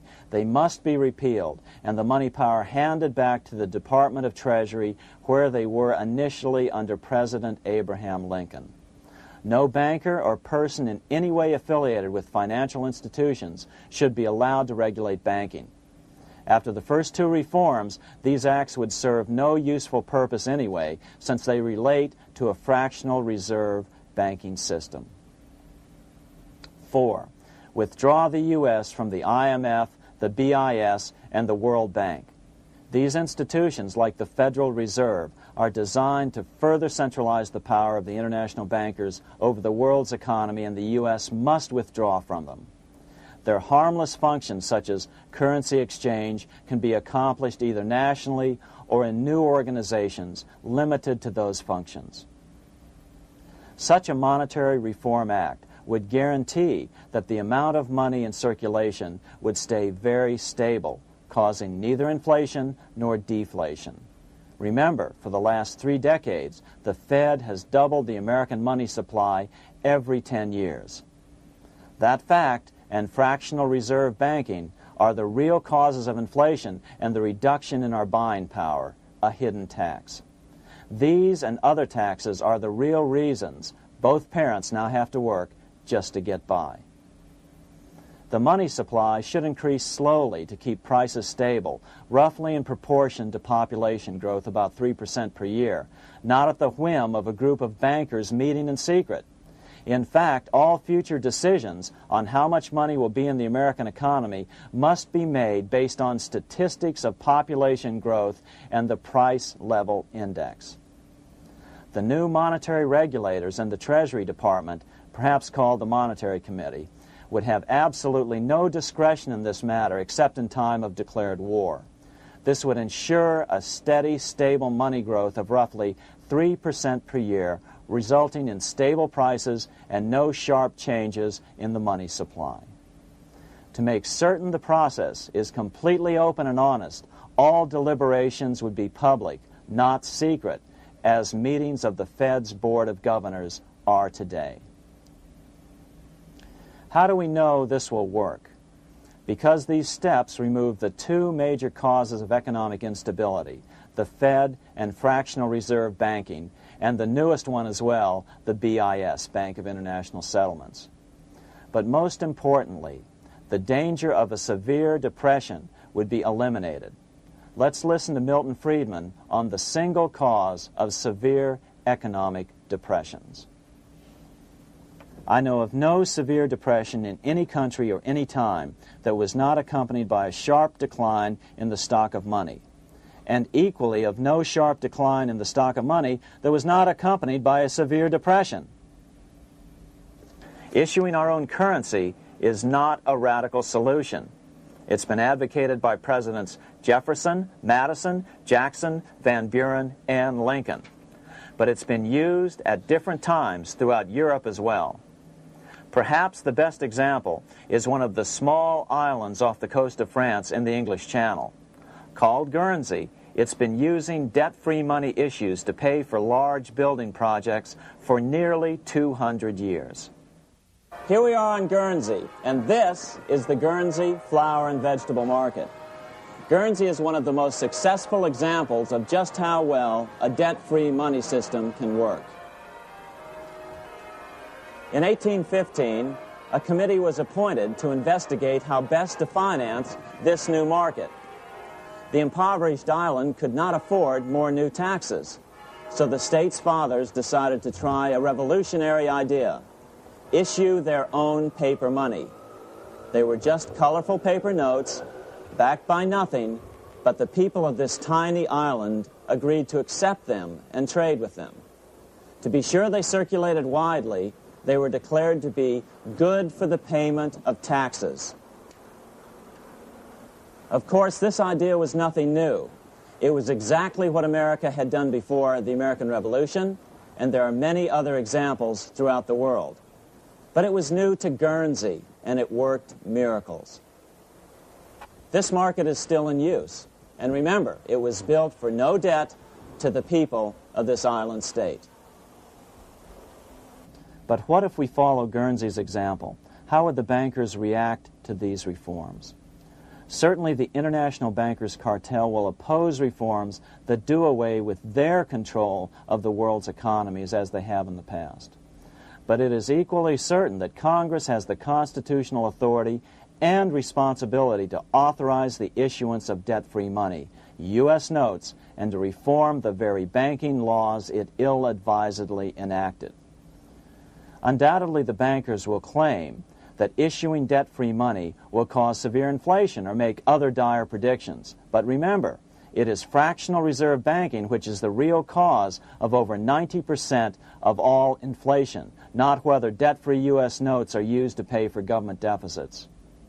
In the current system, any spending excesses on the part of Congress are turned into more debt bonds, and the 10% purchased by the Fed are then multiplied many times over by the bankers, causing over 90% of all inflation. Our fractional reserve and debt-based banking system is the problem. We must ignore its inevitable resistance to reform and remain firm until the cure is complete. As the director of the Bank of England in the 1920s, Sir Josiah Stamp put it, referring to this modern fractional reserve banking system, "Banking is conceived in iniquity and born in sin. Bankers own the earth. Take it away from them, but leave them the power to create money and control credit, and with the flick of a pen, they will create enough money to buy it back again. Take this great power away from the bankers, and all great fortunes like mine will disappear, and they ought to disappear, for this would be a better and happier world to live in. But if you want to continue the slaves of bankers and pay the cost of your own slavery, let them continue to create money and to control credit." Americans are slowly figuring this out. Today, over 3,200 cities and counties have endorsed the proposal of a nonprofit organization called Sovereignty. The Sovereignty movement calls for Congress to authorize the Secretary of the Treasury to issue $90 billion per year of U.S. notes, not Federal Reserve notes nor debt-based bonds, to loan money interest-free to cities, counties, and school districts for needed capital improvements.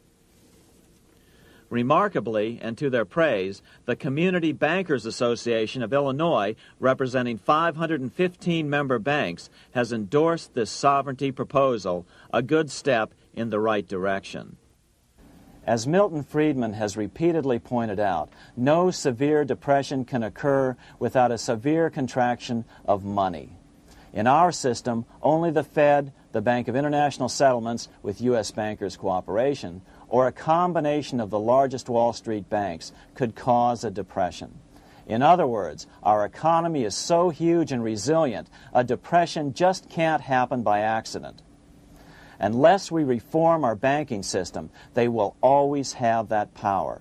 They can pull the plug on our economy anytime they choose. The only solution is to abolish the Fed and the fractional reserve banking system and withdraw from the BIS. Only that will break the power of the international bankers over our economy. And keep in mind, a stock market crash itself cannot cause a severe depression.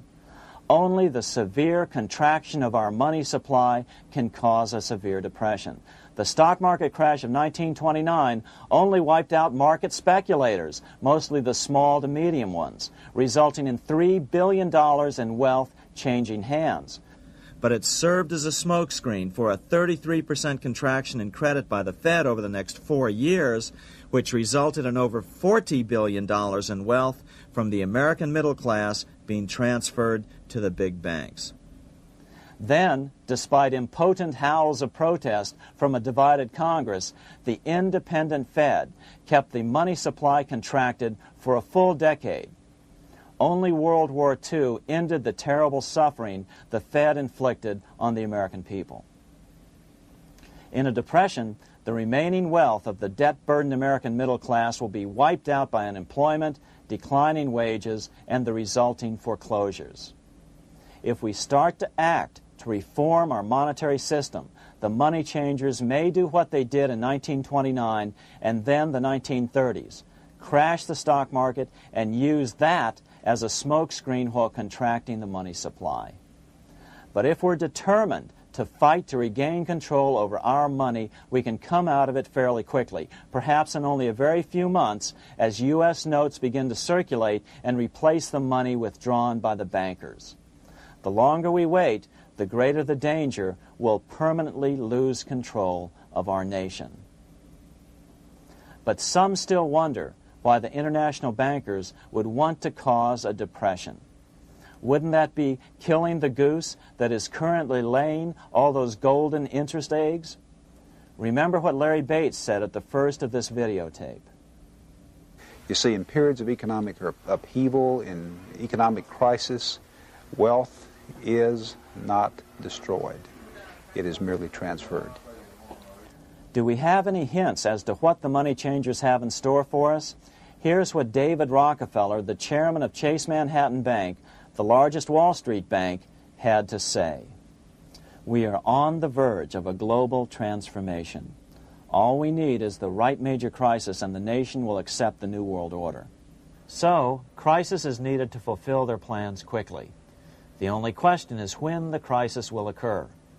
Fortunately, we probably have a little time. It's unlikely that this crisis will occur before the 1996 elections, but after that, the danger begins rising. But whether or not they decide to cause a crash or a depression through relentless increases in taxes and the loss of hundreds of thousands of jobs being sent overseas thanks to trade agreements such as GATT and NAFTA, the American middle class is an endangered species. Cheaper labor, including slave labor in Red China, which Harry Wu has heroically documented, is being used to compete with American labor. In other words, money is being consolidated in fewer and fewer hands as never before in the history of this nation or the world. Without reform, the American middle class will soon be extinct, leaving only the very rich few and the very many poor, as has already occurred in most of the world. We've been warned of all this by congressmen, presidents, industrialists, and economists down through the years. Religious leaders, too, have seen the danger. About 1898, during the time of William Jennings Bryan, Pope Leo XIII put it this way. On the one side, there is the party which holds the power because it holds the wealth, which has in its grasp all labor and all trade, which manipulates for its own benefit and its own purposes all the sources of supply, and which is powerfully represented in the councils of state itself. On the other side, there is the needy and powerless multitude, sore and suffering. Rapacious usury, which, although more than once condemned by the Church, is nevertheless under a different form, but with the same guilt, still practiced by avaricious and grasping men, so that a small number of very rich men have been able to lay upon the masses of the poor a yoke little better than slavery itself. More recently, during America's Great Depression, Pope Pius XI spoke of the same problem. In our days, not alone is wealth accumulated, but immense power and despotic economic domination is concentrated in the hands of a few. This power becomes particularly irresistible when exercised by those who, because they hold and control money, are able also to govern credit and determine its allotment. For this reason, supplying, so to speak, the lifeblood to the entire economic body and grasping, as it were, in their hands the very soul of the economy, so that no one dare breathe against their will. Educate your friends. Our country needs a solid group who really understand how our money is manipulated and what the solutions really are. Because if a depression comes, there will be those who call themselves conservatives who will come forward advancing solutions framed by the international bankers. Beware of calls to return to a gold standard. Why? Simple, because never before has so much gold been so concentrated outside of American hands. And never before has so much gold been in the hands of international governmental bodies such as the World Bank and International Monetary Fund. A gold-backed currency usually brings despair to a nation, and to return to it would certainly be a false solution in our case. Remember, we had a gold-backed currency in 1929 and during the first 4 years of the Great Depression. Likewise, beware of any plans advanced for a regional or world currency. This is the international bankers' Trojan horse.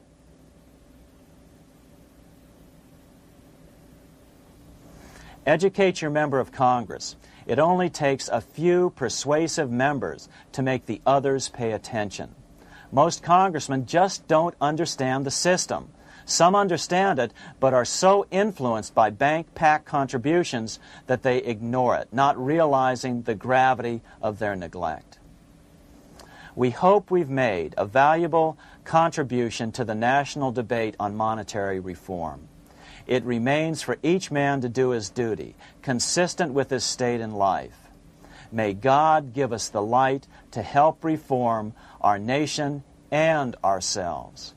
We say ourselves because ultimately vast multitudes of men are going to be driven more and more to desperation by the accumulation of the world's wealth in fewer and fewer hands. Men will tend to become like their oppressors, selfish and greedy.